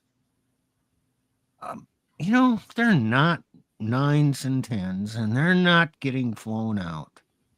But still, they got this attitude, this mentality, this entitlement that those are the women that that are at my level. Let's just say that. And they're the problem. Because I don't those high value women who are full of themselves, they're not my problem because I don't compete in that arena and I have no desire to. Well, yeah, and then the average women, they would go absolutely and get meals from the guys. They'll get flown out. They don't have a problem with getting flown out. All women would love to get flown out. Yes, that's what White Claws is saying here. She's looking for a man in finance, trust fund, 6'5", blue eyes. Right. There's nothing you're gonna do. This is part of female nature. There's nothing you can do to stop this. So, but there's another comment right above here from new fellow in the channel, Dr. V. Welcome in. There are patterns we can observe. High improbable to ever find a template or stencil for relationships. I guess it depends on what you mean by template. There are things you can do and to increase the odds of a successful relationship. But if you're looking for a step-by-step plan, yeah, you're right. There's no one step-by-step. Here, just do this and do this and do this. Humans are too messy. And you can say, oh, well, but she's talking about relationships with high value men. It's like, okay, yes, in a relationship with a high value man, the money just kind of falls off the table because he's going to have enough. But the high value men are so rare that they also get to pick all the women they want. Oh, well, I like you because you do that crazy thing in bed, and I like this one because she looks good on my yacht in a bikini, and I like this one because she cooks well. She might not be the best looking, but she cooks well. Right? You can sit here and you can play mix a match when you have money for this. But all these women, it's like what Steve was saying. All these women come together, and they all think that they deserve that. They've all decided that they deserve that, and that's where this messaging kind of leads women wrong. Okay, let me build on that. Elena and I had one of these shows a while back. We talked about the delusion calculator. And, we see that in some of the other shows. Okay, you put down her criteria: 6 foot tall, $100,000, not balding, fit, the 666, whatever. Yeah. Oh, in the age range. Oh, you have a 2% chance of finding that man. A man looks at that and says, damn, 2% chance? I better lower my criteria. Why, man, if he finds a woman that has 80% of what he wants, he says, yay, that'll work. I'm getting most of what I want. But the woman will say, ooh, that would mean I have to settle. That perfect man. I did the delusion calculator. There's a 2% chance. That means he exists. Exactly. That means I can manifest that. Yep. So it's is the glass 90% full or is it 10% empty? You know what? She's entitled. If she's entitled to a glass that's 100% full. And why should she settle for a glass that's 90% full? Well, and this is that's what happens with the average women. She still has this entitlement. I can manifest that. The perfect man exists. Therefore, why should I settle for this pretty damn good man in front of me when I can have better? Yeah.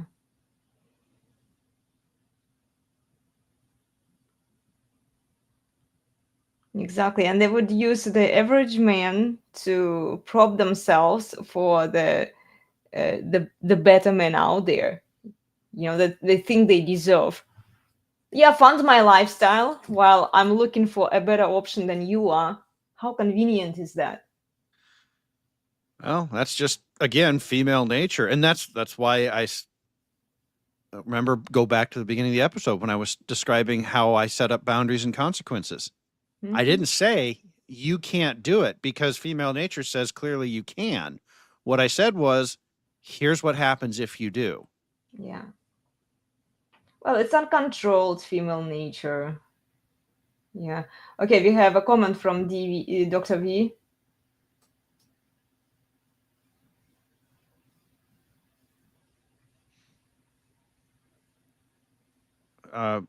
Dr. V, who are you specifically talking about here? Or what?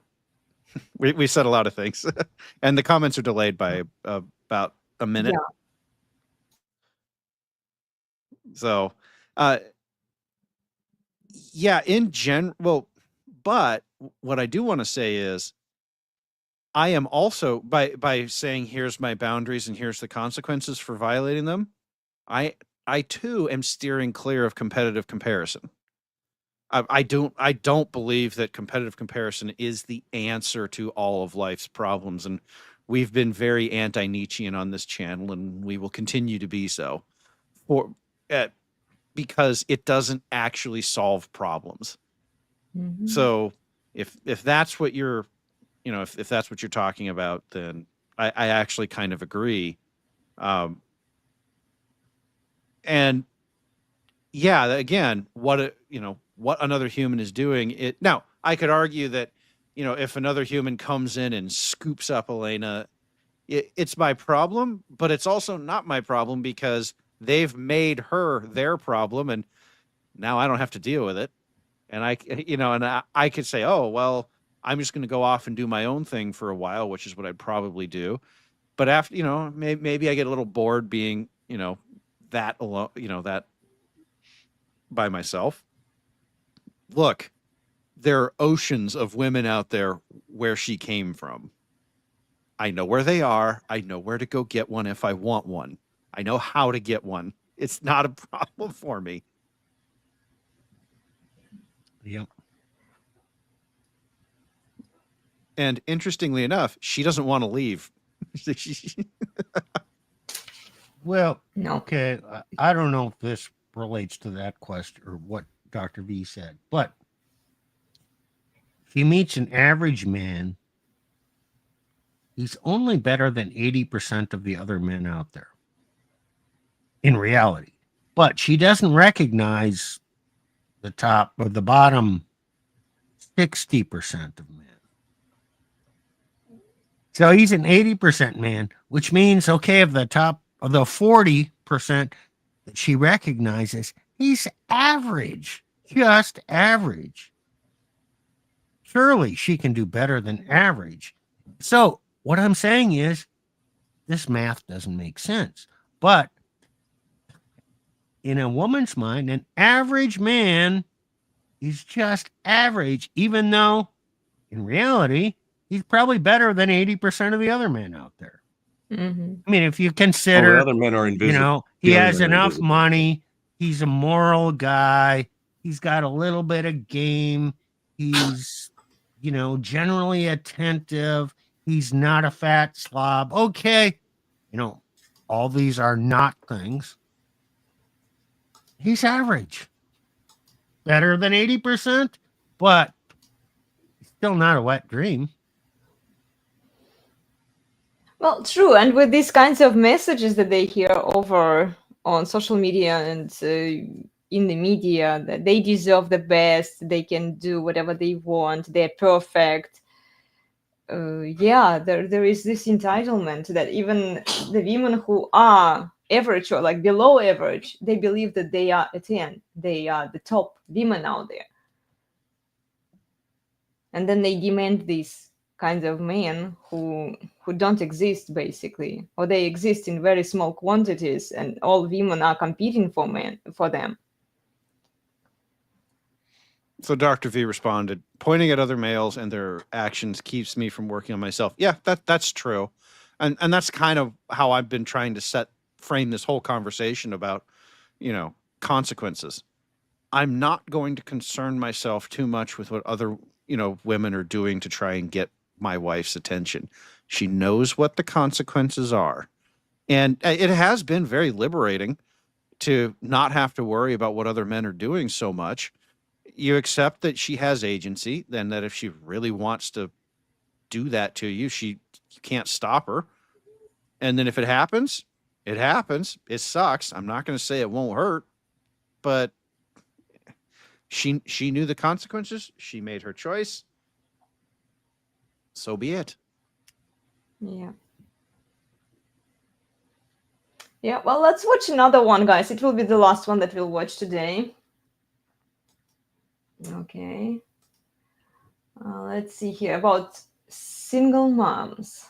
Single moms. What do men think about single women with kids? Well, let's talk about it. I think it depends on the phase and stage the man is at in his life. So if he's a man who has younger kids, he's fine with dating a woman who has younger kids. If he's a guy who's an empty nester, he's probably going to be looking for an empty nester. Right? Nick has something to say to that. No. No. You have young kids No. too, right? I do. Yes. No. Just no. Why is she a single mommy? Yeah. Well, I mean, she left another guy, chances are. Oh, she threw him under the bus. Oh, and then what makes you think that she's not going to do that to you? And then you invest all your time in her kids and get nothing in return. Nah. Okay. And I by the way, agree you're never with going to be her Nick. priority. You'll never be her priority either. So never mind. No. I agree with Nick, but I have a completely different rationale because my second wife had 2 kids. Man, all in all, decent woman. She had her secrets, and I think, complicated, but what was the primary problem? Her kids were her kids. When push came to shove, I had 0 authority over her kids. If I have no authority over her kids, I have no authority over her. And therefore, a woman who comes with kids and baggage, she might be, her past is her past. All women have baggage. She will pretend to submit, but she will not submit to the point of giving you authority. So now, whenever she's dissatisfied, she kept that authority hidden from you, and she will use those kids as a rationalization that she just has to leave you because you're a danger to her kids. Here's a shocker. Most men are not dangerous.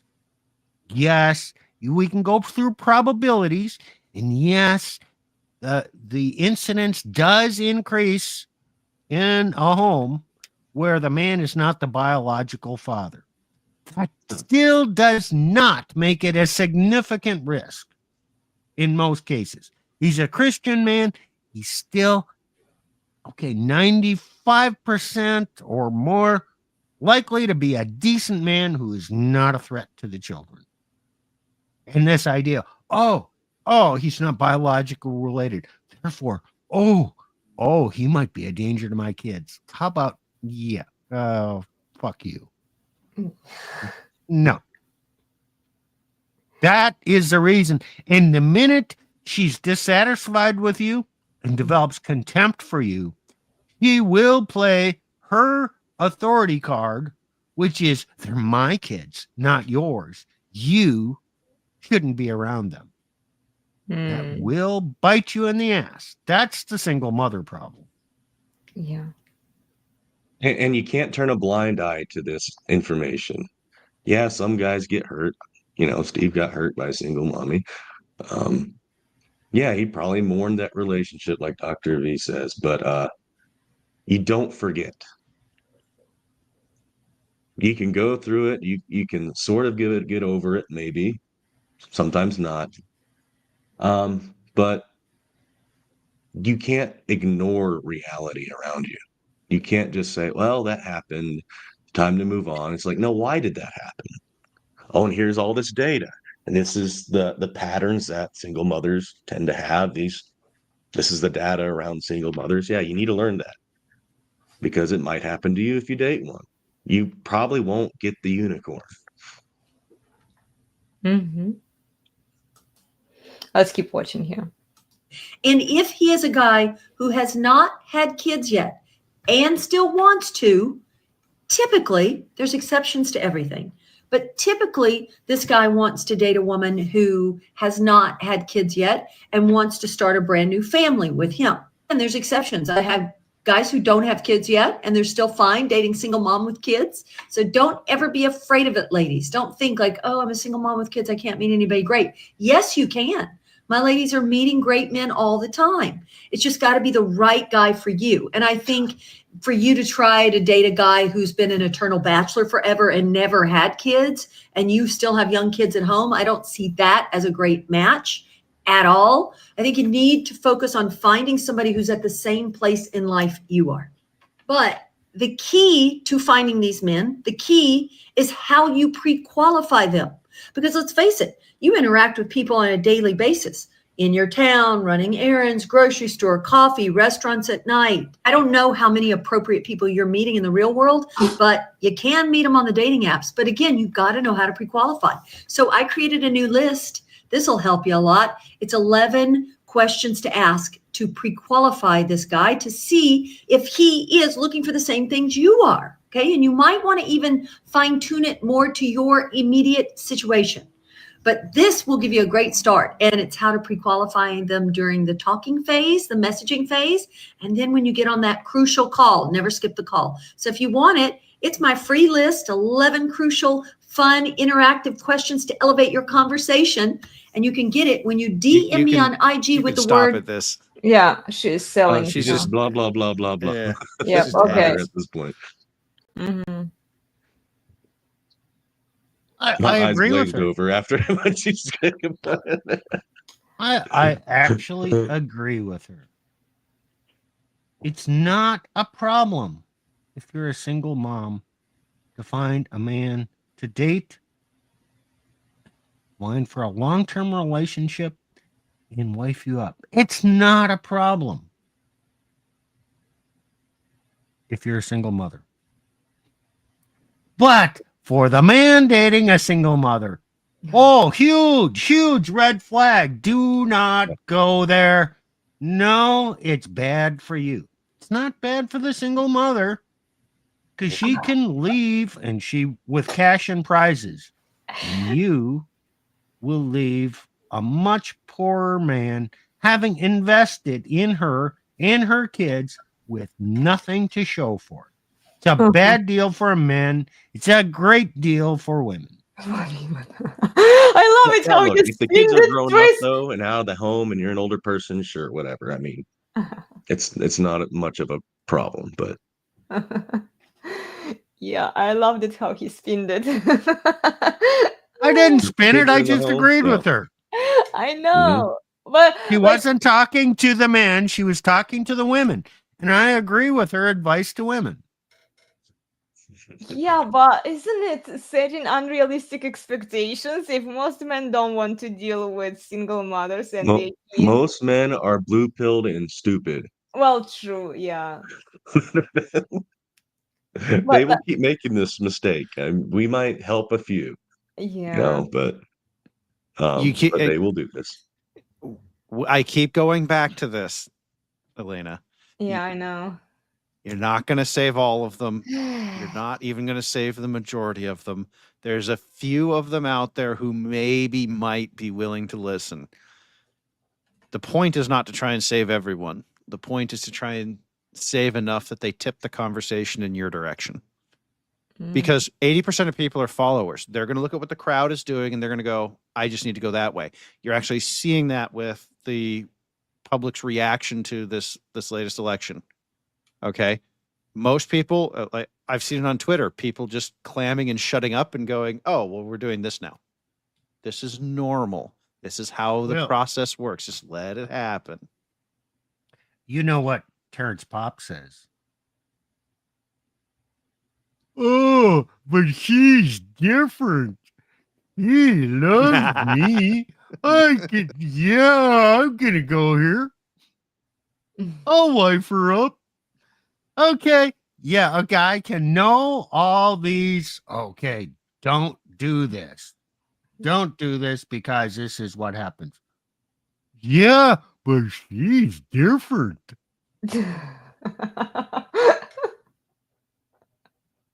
Don't believe you have the unicorn.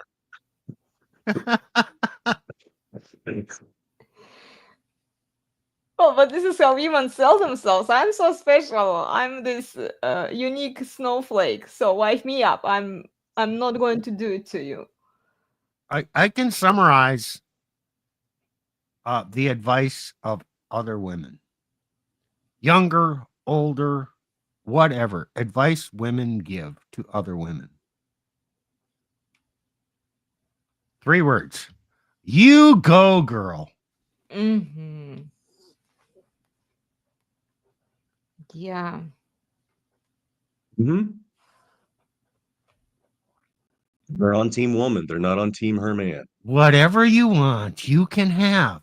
Yes, if that's what your heart desires, yes, follow your heart. Go on your journey. Manifest your future. Yes. Oh, if that's what you feel, yeah, go for it. You go, girl.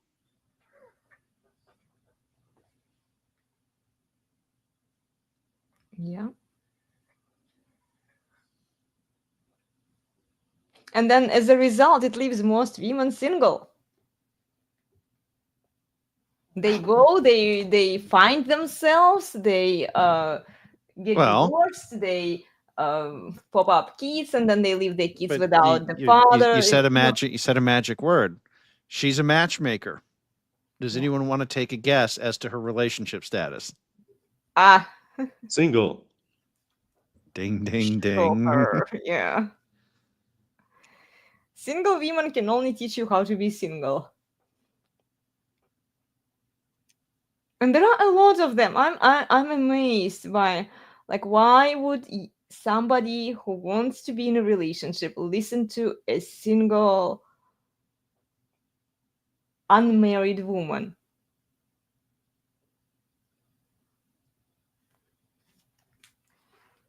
Oh, why would they listen to us? Why would they listen to Steve and us? Well, it's That well, but that's what I was saying. They're not going to listen. You have to accept that we're fighting. We're not fighting to win. We're fighting to not lose, because you're not going to win by the definition of convincing all men that this is the right way. No. Mhm. You have to have realistic expectations. One of my friends has listened to a few of my podcasts. You know what he says about me? That I'm president of the local He-Man Woman's Haters Club. Hey, some of my friends call me black-pilled. It's okay. I'm not. I just deal with reality. Like, here's reality, and yeah, some men can find a good woman, and it does happen, and I want that to happen, but here are the risks involved. Here's the reality involved. Oh, but you're a doomer. I'm like, no, I'm red pilled. I'm not black pilled. So, Nick, how many people that you encounter in a week, in a month, in a year? How many people actually deal with reality in their life? Or do they deal with wishful thinking, or the way things should be, or put on some mask? I'm a Democrat, that we should be more generous. I'm a Christian, we should look at people this way. How many people actually accept reality? Very few. And it's usually people that have to deal with reality, that have been through hell.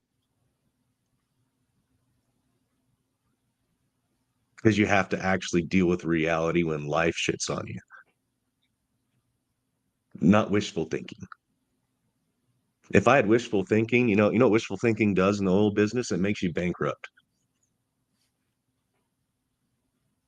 You have to deal with people as they are, and you have to deal with reality and facts, not what the fuck you want. Hey, hey, Plutarch, what happens to traders who have wishful thinking? We have a term for that. They blow up. They blow up their accounts. Which blowing up your account does not mean making a lot of cash and blowing up the balance. No. It means taking all your cash and lighting it on fire. And why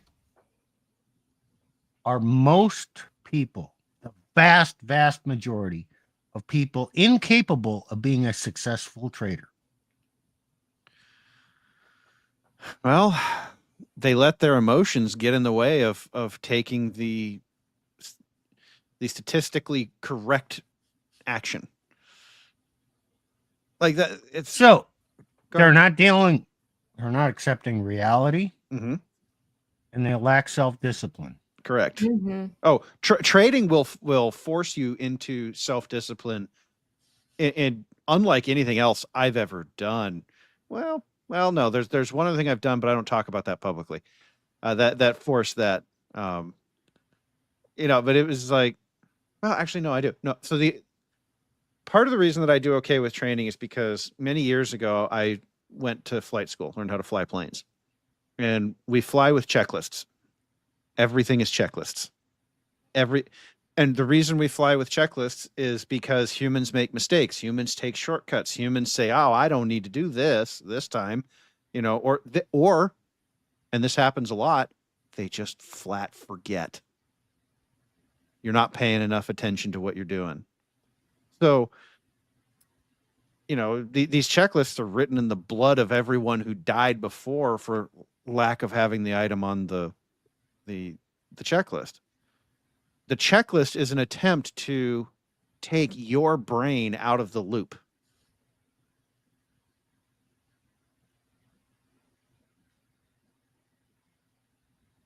It's not perfect. It's not a perfect system. And anybody who tells you that a computer will do any better, I have some air crash investigation episodes to send your way. What happens when the plane has total power failure? Oh, that's fun. But it's this idea that you can't. And look, even as a trader and a pilot, I still have to wrestle with the discipline. I still don't want to, right? Like when you're talking about trading, there's an emotional hit that comes from, putting a trade. And here's another fun fact, Steve. In trading, it's often not the winners that give you the dopamine hit. It's the losers. This is the insight that Vegas made that no one understands. The dopamine hit is not the winners. It's the losers. Now, what does that say about men?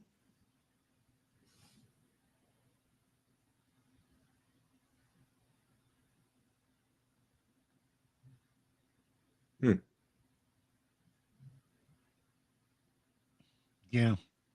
Well, one thing that you mentioned there that I'm going to summarize is using self-discipline requires you to have the self-discipline to use self-discipline. That's correct. That seems silly, but I could if I wanted to, but I really don't want to. I understand what I should do, but I don't want to do what I should do. And I know I should do. You lack the self-discipline to use self-discipline. That's the importance of having a good father growing up. Mhm. You learn to do shit to be disciplined, even though you don't want to, because there's consequences. Yeah. You learn to know that there's consequences exactly. for your act. Yep. That's when the father comes in and says, "Hey, did you know you were doing wrong?" Yeah. And you did it anyway? Yeah. Well, now I'm going to impose some restrictions on you. I'm going to kick your ass for not doing what you knew you should do. So a man kind of needs that experience of the external boundary forcing him to do what he knows he should do. That's the role of the father. I'm going to step in and I'm going to say something. I think that the role of the father in this regard is even more important for women. And the reason I say that is because men, even if their father doesn't do that to them, life will do that to them. Now it's ugly and it's not as good for them as if the father had done it. I'm not trying to say that life is a replacement for a father. It's not. But the man will eventually have to deal with it at some point. Yeah. Women, Because society don't. places standards and boundaries on men still. right? Women have nothing. There is no Exactly. societal checks on their behavior. Well, There's this no is why I'm saying that consequences. we need desperately those checks on female behavior. We need institutions to get out of their asses and start holding women accountable and placing some serious consequences for their bad behavior. Like killing all of the incentivizing programs that allow women to destroy their kids' lives, their ex-husbands' lives, and even their own lives in the future. Because women don't have anything right now that would place consequences on them.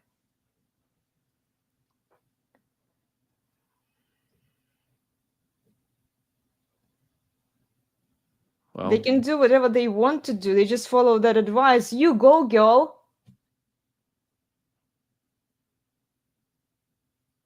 right.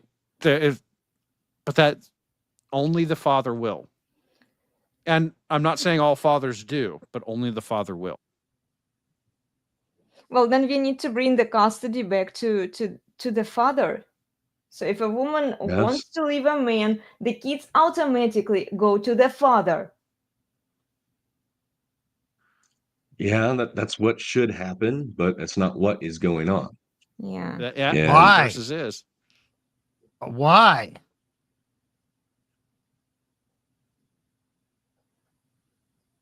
You need me to give you the answer as to why? Sure, Steve. Tell us why. Okay. This is obvious. We're not the only people out here who realize this. There are politicians who realize this. But there are a group of people out there, not all powerful, but they're acting in their self-interest. Profit, power, motive, government. Okay, politicians have power. Stephen Baskerville talks about this. There is control over people by these things. If you want to control women, what do? Remove the father. If you want to control men, what do? Empower women in the courts, through the courts, to put, to pay child support, spousal maintenance, and incarcerate them. If they don't do that, remove their rights to bear arms. If she gets a restraining order on him, put high cost on him that he has a hard time meeting, his payments. Therefore, he loses his passport. He can't leave the country. Okay, it's control. When you control and you put the women in charge of the children, then you can put the children in school and you can indoctrinate the children in school. Does the woman ultimately have power? No, because the schools can usurp the power of the mother through sexual education, identity, whatever the validation, whatever the hell they call it, to transition. Now the system, the government, the elite, the corporations, everybody has power over the populace. And the populace cannot get together to push back. And everybody, all the people, become just automatons to spend money. And we're going to, get advertisement, and we're going to farm them for their money, for their productivity, to serve our interests.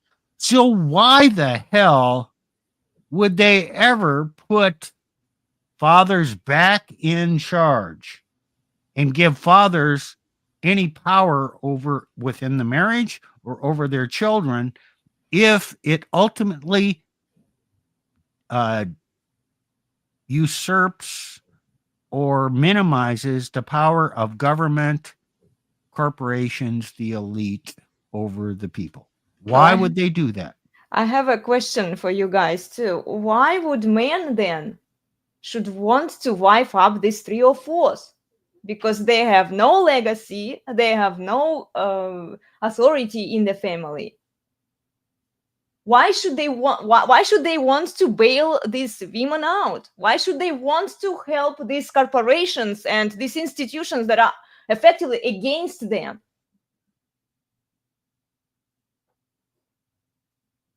That's simple. Go back to Genesis, the creation story. Adam had dominion. He was lonely. He wanted a companion. Oh, this is what they are selling to men now too. No, Oh, this he is wants in my They- brain. brain. This Yeah. is what This is- I was made to do. I'm lonely. Right. I want a companion. I want a legacy. I want to have children. I want to have sex. Okay. How are you going you to know what? have I'm going to kids if look you- out and I'm going to find the best woman. Oh, will she give me sex? Yeah. Can I have kids with her? Can I leave my legacy? Can I have a companion in my life? Well, sign me up, because that's what God created me to do.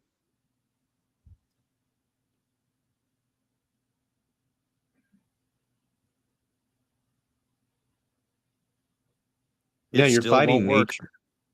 It's nature. So that's the problem, is Yeah. all these things are contrary to what Steve's saying is the nature of a man, right? Mhm. And human nature. And all these laws are tyrannical, evil abominations that are trying to destroy mankind. This is where I was trying Maybe to not intentionally, yeah. but that's what they're doing. They're Mhm. destroying. the They're men. going against how God designed man to be, and they wonder why everything's a shit show. Well, and look, if they keep it up, men will eventually say that, fuck it, we don't want to deal with women. We don't want to have kids anymore. So it's the end of the mankind. Essentially. No. Wrong. Because at least 50%, if not 60, 70, 80% of men are not aware enough to see the dangers. And they will walk right in into it, yeah. to the problem. Well, this is what they are So- relying on. They are relying on the majority of people to make their own decisions, the decisions that they want them to make.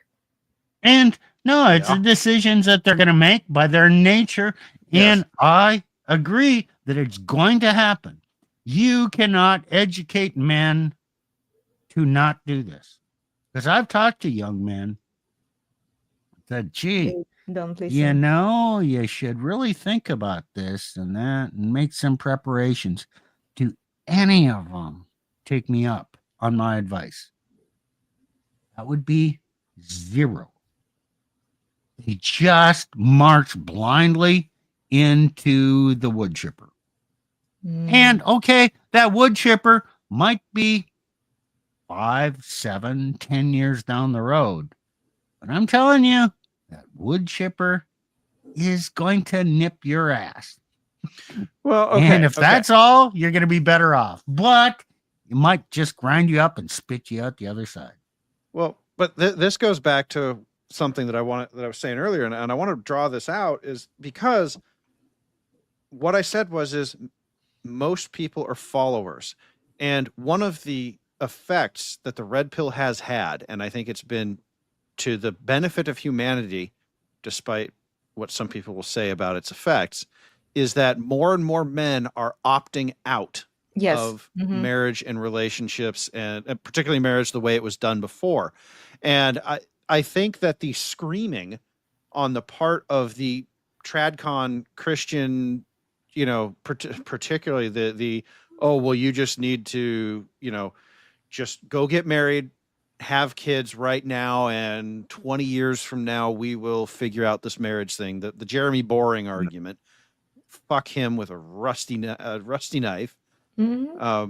Never to be sufficiently damned is my view of that guy, because look at what men are actually doing. Marriage rates are down, and yes, that means birth rates are down too, and no, that's not a good thing, but this is the only way to actually change.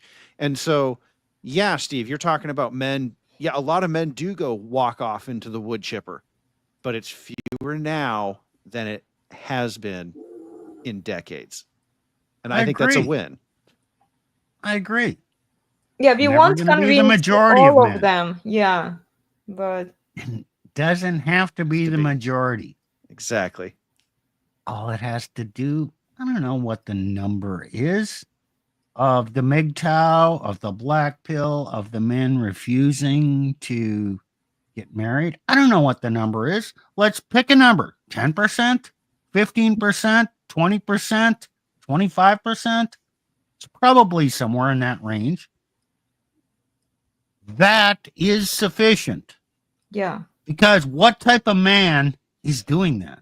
The more thinking man who looks to the future and realizes the risks and the rewards and makes that decision. Those are the men that the women in general want or should have. Yeah. Those are the responsible men who are not lining up to go through the wood chipper. Yep. And you don't need the majority, and it never will be the majority, because the majority will sign up to their plight. That's so true. If you actually consider the men that are checking out from marriage and dealing with women, they are the men. Why are women so frustrated? Because it's not the average guys that they don't care and they don't want. These are the men who are checking out from these long-term relationships with these three of us, the men that women actually want. And okay, another thing is the men who are refusing to make a commitment, they are ultimately pragmatic, practical. Yeah. Yes. And if they're not religious, what is the practical man who says, I can't have a long-term relationship, can't get married because of the circumstances? What kind of lifestyle, what's he going to do regarding women? Spin plates, not wife them. Pump and dump? Yeah. And then you know what'll happen? Yeah. Women will say, we don't like that. And we'll go, yeah. Too bad. You wanted to be a There's a lot of crap we lady. don't like. You know, Yeah. women, they want a shortcut, right? They don't want to do any effort. They want the ready guy who is already there, making thousands of dollars, maybe millions of dollars, right? Who is flying them around, but they don't want to commit to a guy who is just an average or like maybe slightly above average, and stay with this guy, be loyal to this guy. Yeah, she's got high time preference. She wants it all now. Mm-hmm. She's not willing to settle for a man who has potential and live within or below his income level for now to invest in the future. Mm-hmm. I mean, maybe a good question to ask a woman. Would you rather have $100 today or $110 a year from now? But it's only 110. I only win $10 in a year. I could definitely do more. I'm just speaking. Okay, so Elena, you can have $100 today or you can have $110 a year from now. Which do you choose? That's it's a hard question. I'm struggling with it, Steve. Because as I say, it's only $10 in a year. Got him. See? Plutarch understands this completely, I right? know, right? Yes, sir. Got him. We need that soundtrack, that got him soundtrack, because you got her. I'm going to ask this question to ladies. To see what I they would would take the $100 because I make more off the $100 than the $10 at the end of the year. Well, that's probably yeah. Because What? it's only What, Nick? $10. Are you going to invest? Are you going to follow the old man's footsteps and invest in natural gas? It might go up now. I don't know. We'll see. We'll see if natural gas goes up. It needs to go up. So it's really crappy right now. So Mhm. Oh, I very listened to low. something. I'm going to have to send it to you, Nick. If And it's very Plutarch. low return on investment. What? What's low return? $10 in a year. Oh, you get a 10% annual return on investment? Plutarch. I know, right? I'm crying. How many over investors get a 10% return here. None. Okay. annually? None. Okay. Well, or if they do, they lose it all next year. Look, it's called compounding interest, and apparently women suck at this. We really do. We really do. Well, I knew actually about the compounding interest. I would have picked the $110 in a year, but for the purposes of this stream, I wanted you guys to explain. Okay. Let's do a further test of Elena. Okay, $100 today, 110 a year from now. If you wait an additional year at the same return, how much will you have in 2 years?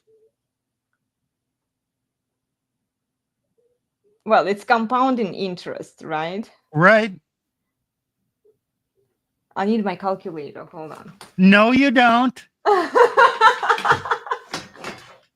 Yeah, I have it. No, you don't. Okay. 10% of 100 is how much? Come on. What is it? What is it? What is 10% of 100? Come on. Just Come look on. at me. Uh-huh. 10% of 100 is how much? She's spurging. It's $10, no? Okay, yes. So you add 10. Mm-hmm. What's 10% of $110? Oh, this is so easy. I need my calculator. No, Hold on. No, you don't. No, this is so easy. I'm dying over can here. you get rid of that?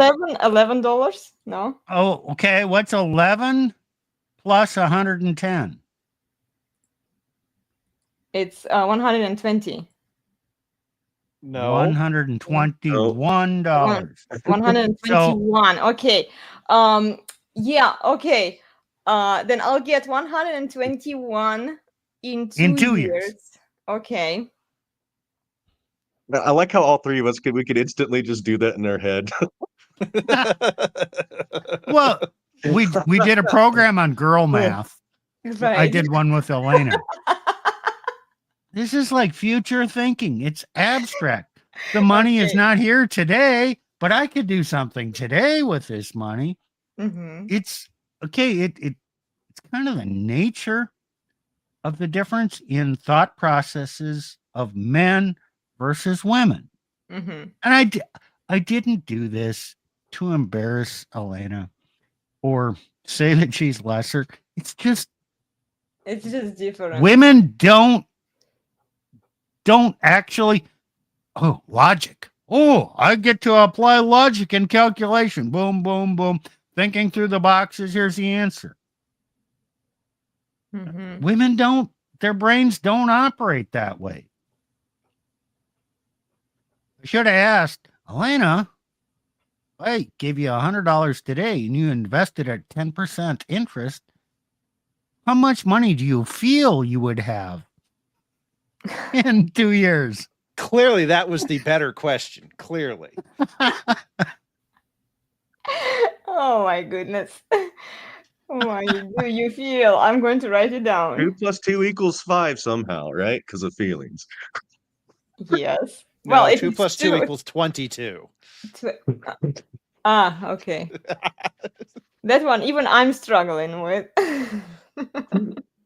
As much as I suck at math, I can do the basics. With percentages, I struggle, honestly. But Well, you know what? 2 mm, plus 2 does not always equal 4. exactly, if it's Because 2.5 plus 2.5, it's going to be 5. no, What? because 2 plus 2, you're forgetting about the missing one. And if you add the missing one to the 2 plus 2, it equals 5. How do you know that there isn't a missing one? Because you know what? 2 plus 2, 4 is the answer in the future, but you're forgetting about the missing one. And I feel it should equal 5. I'm struggling with it. The guys understood what I was saying. Yes, and this is what happens. Look, guys, she doesn't have the highest time preferences. She was actually selected to not have the highest time preferences. But you have to understand, female nature is always going to be high time preference. Even amongst the intelligent ones, it's still going to be there. And we have just put that on display for y'all out there today.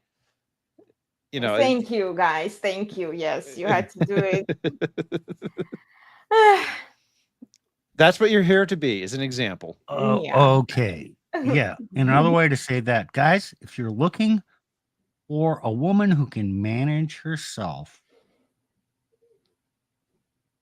you're delusional. She Yeah. cannot. She will not. Oh, why do I say that? Because, let's go back to Genesis. A man was created.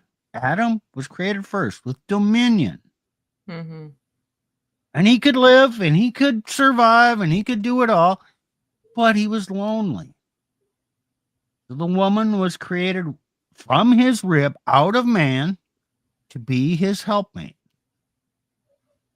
He was not created to be his equal or his boss, and she didn't possess all of his characteristics to live independently. She is there to make his life full, and therefore he already had dominion. He exercises the dominion over his helpmeet to provide for her, and she is not his equal. She was not designed to be independent. She was not created to be independent. Well, I'm sorry. I'm sorry. This is just what the Bible says and what basic traditional old-fashioned Christianity understood. Now, in our modern Christian world, no, they've tried to say, oh, there's new truths we've discovered. Bullshit. Well, women want the best of the two worlds. When it suits them, they refer to this traditional, but he's a man, he's supposed to provide for me and take care for me.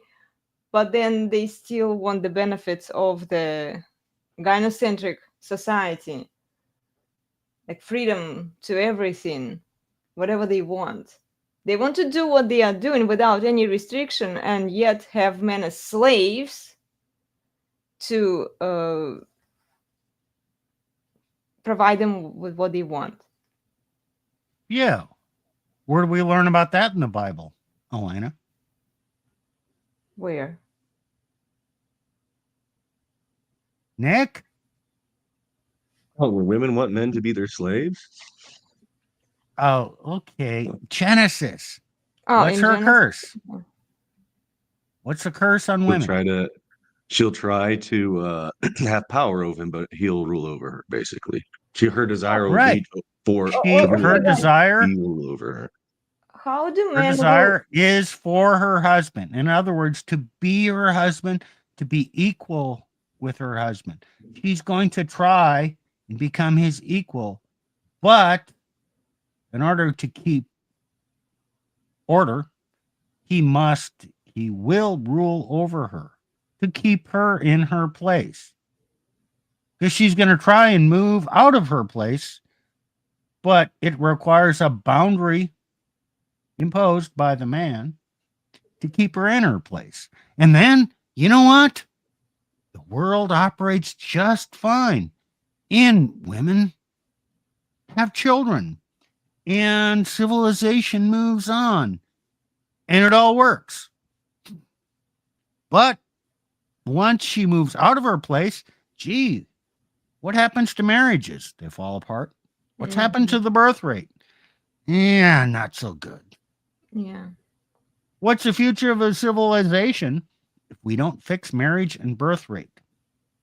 Not It good. destroys itself. It implodes. It's Well, they conquered. want to fix it. There is a fix. Something happens. Guys, there is a fix. The men just need to buckle up and wife up those 3 or 4s. Oh, Yeah, it's not going to fix shit. I know, but there is this argument floating around. Yeah.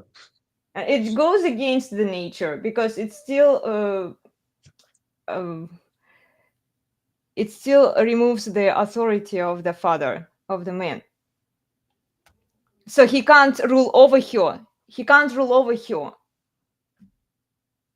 Yeah, you slaves, come on, buckle up, wife up those 3 or 4s, but you're going to serve them. You will be a servant leader, right? You will serve her well. You will serve your society well, pop up the kids. But you won't be able to rule over her in the current regime. so that negates the natural order. Yeah. Go back to Genesis. And God's curse was he shall rule over her. If man cannot rule over her, he will rule over man. Mm-hmm. Because, everybody wants to find a partner. Okay, guys, if you think of a relationship as a partnership, We're fucked. you are the junior partner. Junior partner. Mm-hmm. And the church will absolutely do everything they can to make sure you love being the junior partner. Oh, not just the church. Other institutions too. Now, other institutions will try and make you the slave. The church merely tries to keep you in your place and affirm that, be a good servant leader and be the junior partner. That's the most you can expect from the church. Yes, they don't really want to enslave men. That's a higher title or status you will get in the church than anywhere else. Sounds very promising, Steve. Where do I sign up? Yeah. No, that's when they call the elders on you and they make sure that you know your place. That, how dare you have standards and want to enforce boundaries on her? You bad man. You're not loving her like Christ loved the church. Jesus, her boyfriend, will never treat her such a way. He'll affirm all her stupid ass desires and delusions and just affirm her who she is because he's perfect and he's going to forgive all their bullshit and never hold them accountable. Mm-hmm. No, That's the fake Jesus. The real Jesus, yes, he does forgive all your sins, but there's also earthly consequences for your actions. And yes, he does hold you accountable even though you're forgiven. Yes, you are obligated to repent and turn away from sin. And yes, if you're a wife, yes, you're obligated to obey your husband and stop coming up with stupid ass excuses for a reason why you don't have to obey him. Well, but it's easy, Nick, because they believe that their connection with Jesus is so much higher than her husband's. They basically, look, according to Genesis, right? Let's bring it to modern interpretation a little bit. A man was like a mediator between a woman and God. And now woman removes the man, removes his authority, so she can go straight to Jesus, straight to God. Right, and then a man is just a slave. It's very convenient. I mean, it works out for the feminists. This is your normal, even some of your most conservative, reformed, confessional, Bible believing church. Mm-hmm. But we don't actually Well, believe that. No, but you practice that. That is Yeah. what you do in practice. oh, Nick, please don't leave the Catholics out of this Oh, they do it too. because they do the same damn thing. And same with the ortho bros. Oh, you just had to go there, huh, Nick? No stone unturned. This is a universal church problem. Yeah. Well, I think that stems from the fact what the church is and what it's trying to do. Like I don't disagree with the notion of trying to be a pro-social force for the world, to enforce norms. Those are all good things, and the church should do those things. What I think has happened is the church has been corrupted. Mm-hmm. And it can't, the norms it's choosing to enforce are no longer bear any passing resemblance to biblical norms. I fight this all the time. This constant drumbeat of just do the thing that we tell you to do because we have told you to do it. Mm-hmm. I'm thinking about the No. whole Jeremy Boring, just get married and pop Yeah. out kids and we'll fix it later. Why? You're not, you have systematically destroyed society, and your answer is just keep doing what we did before. Well, it's arrogance and ignorance to young men's problems. And guys on the Resurgence, you did an amazing show this Wednesday where you were talking about the problems that young men face. Yeah, guys, please go watch that episode. It's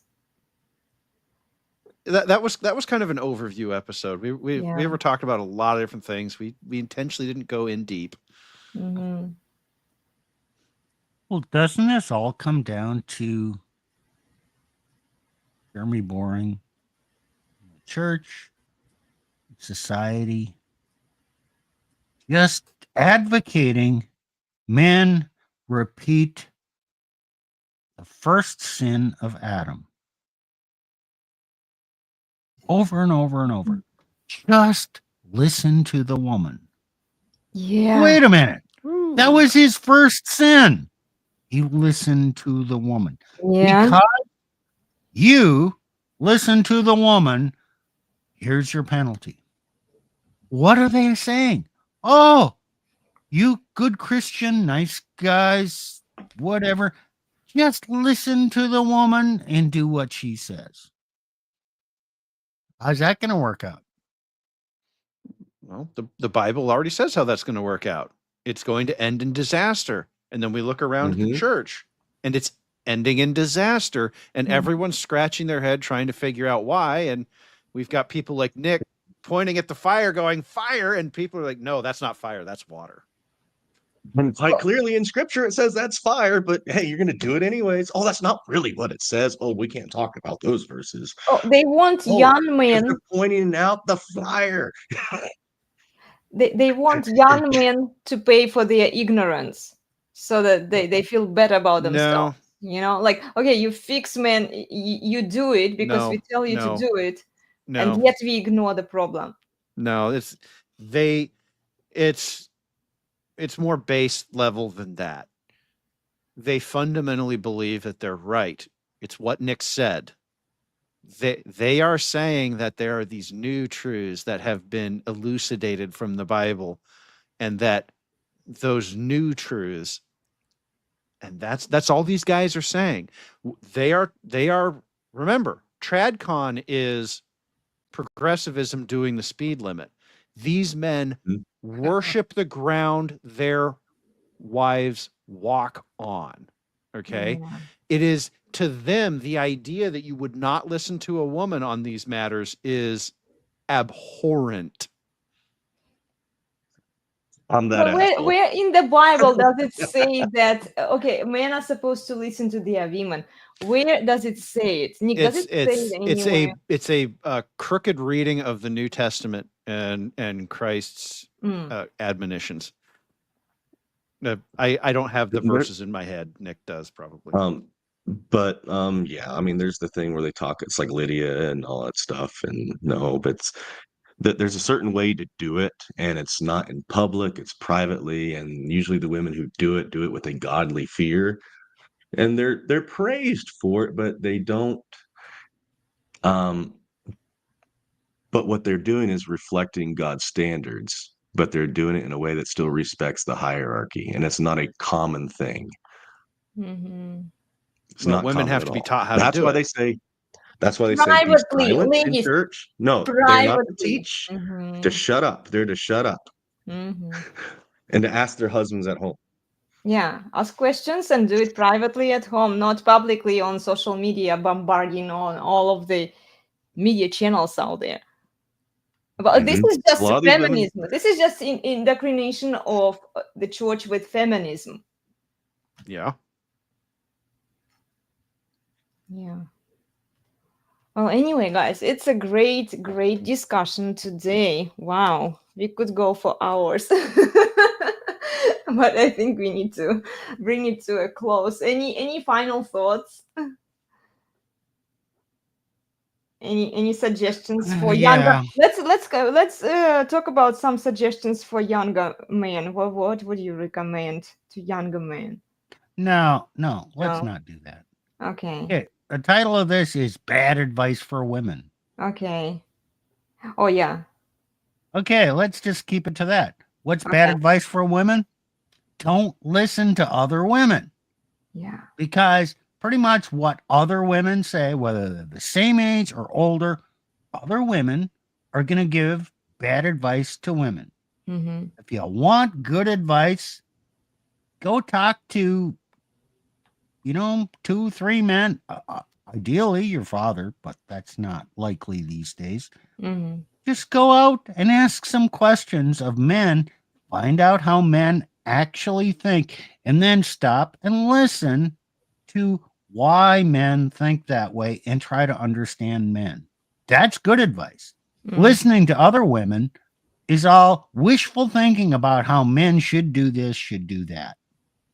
That's just goofy. Well, I've noticed that you've mentioned it. Ask men what they think. So a lot of girls now, I predict a trend. Okay, we will see a lot more younger women maybe go in public on social media and start asking men the questions.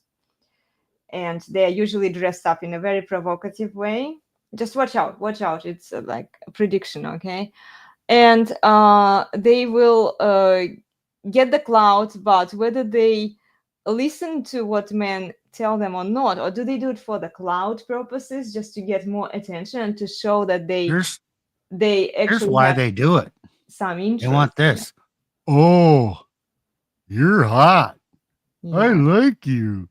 What do you? Oh, can we get together? I think you're really smart. Oh, I like you. I'm That's telling what they you want. to scroll. That's what like, they want from men, Mhm. and that's the advice they're going to get from most men. That's why father advice is so important, because that is truthful advice from the man that doesn't want to fuck you. That's true, but there are a lot of fathers who are very feminized, Yep. who are worshiping the ground that the mother walks on. No. They You still have like Mhm. what- what Steve said is don't worry, don't focus too much on that. Okay. Women have in their lives, most women do, and that some man doesn't have to be their biological father if they don't know who he is or whatnot. Uh-huh. But an adult, older grandpa type figure, Uh-huh. go Like father ask him. figure. Mhm. I'm not saying, and there's a lot of women who don't. I'm not saying that this is all of them. Mhm. Women, if you don't have a father figure in your life, and an older man who doesn't want to fuck you, might be worth it to go find yourself one. Yeah. And contrary to modern female thought, not old men are perverts. Most older men will say, oh, she's young. Yeah, she's attractive. Yes, I'll talk to her. Most average, normal, day-to-day, working class, whatever, are Mhm. going to say, yeah, she's young and hot. He's not for me. I'm beyond that point in my life. Yeah, I don't want all the problems Mhm. of dealing with this young woman who wants all these things with the flighty ideas. And yeah, she's going to want some sexual satisfaction on a regular basis. Yeah, I just don't have that in me anymore. But I can advise her. So therefore, yes, I see her attractiveness, but I'm not going there. Mhm. Okay, that's how men think. Probably the majority of men. Yeah.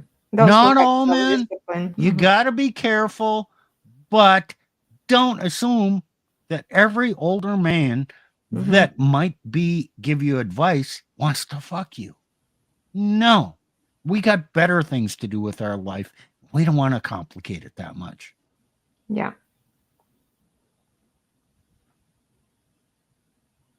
Yeah. Nick, any final thoughts for women? Oh, Steve, it just reminded me of my dad. Is that a good thing, Nick? Yeah. It's like he said, just say through no fault of his own, there's been young ladies that have approached him, and he's a married guy, and he's like, I am not interested. Like, not at all. I'm old enough to be your grandfather. Oh. I got better shit to do than fuck with you. Okay, that proves my point. Yeah. Women are actually offering it to older men. A lot of men say, not worth it. No, not going there. Mhm. Nah. But yeah, so what do I want to say? Yeah, don't take relationship advice generally from women, especially single mothers, especially perpetually single women. It's crap. They'll just keep you deluded and miserable. Yeah. I agree 100%. Plutarch, do you have any suggestions for women? Well, I mean, the list of suggestions for women this stream would turn more into a hostage situation than I know. Well, like But, advice, recommendations. I already said it. Go out and find the father figure who you can ask for advice, because you're going to need it. Mm-hmm.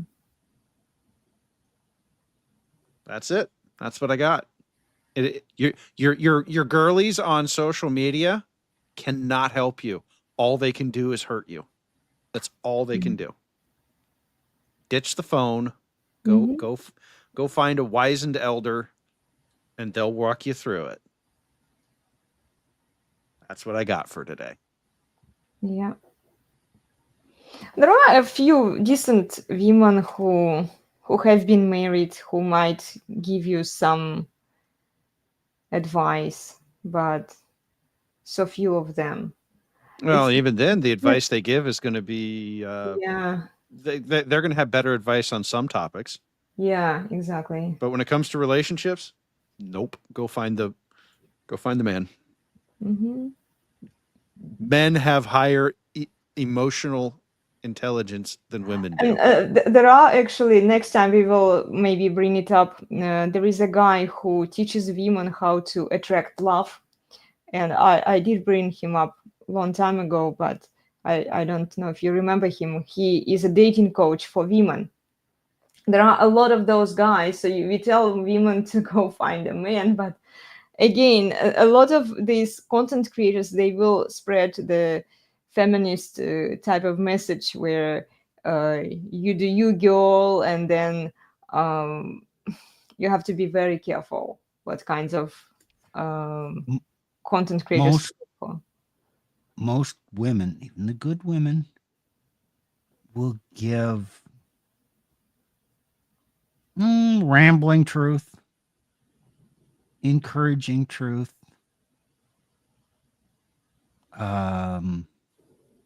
progressive truth. When you get a truth from a man, it's going to be direct, blunt, and harsh. Yeah, it's not going to sound nice and appealing, ladies. This is where. Not going to be soothing. Yeah. Not going to be what you want to hear. Because I see a lot of male gurus, the dating coaches, the relationship coaches who give women recommendations and professional advice. They sound very soothing. They sound very nice. They sound what women, they say the things that women want to hear. So yeah, if you really want to solve the problem, you have to face the truth, and it hurts sometimes. Well, anyway, guys, we are done here. Thank you so much for joining us. Remember to please like, share, and subscribe. Go to the Resurgence, also subscribe to their YouTube channel. And hold on, let me share the schedule. Oh, where is it? I can't find the schedule. Anyway, it's on Wednesdays at 5:45 p.m. Pacific on 5:45, right, p.m. Pacific on your channel, guys, on the Resurgence of Sanity. We'll see you soon. Have a wonderful day, everyone, and take care. Okay, have a great weekend. Bye. Later. But Elena's Barre, Elena's Barre, the best place on the internet, the very best by far.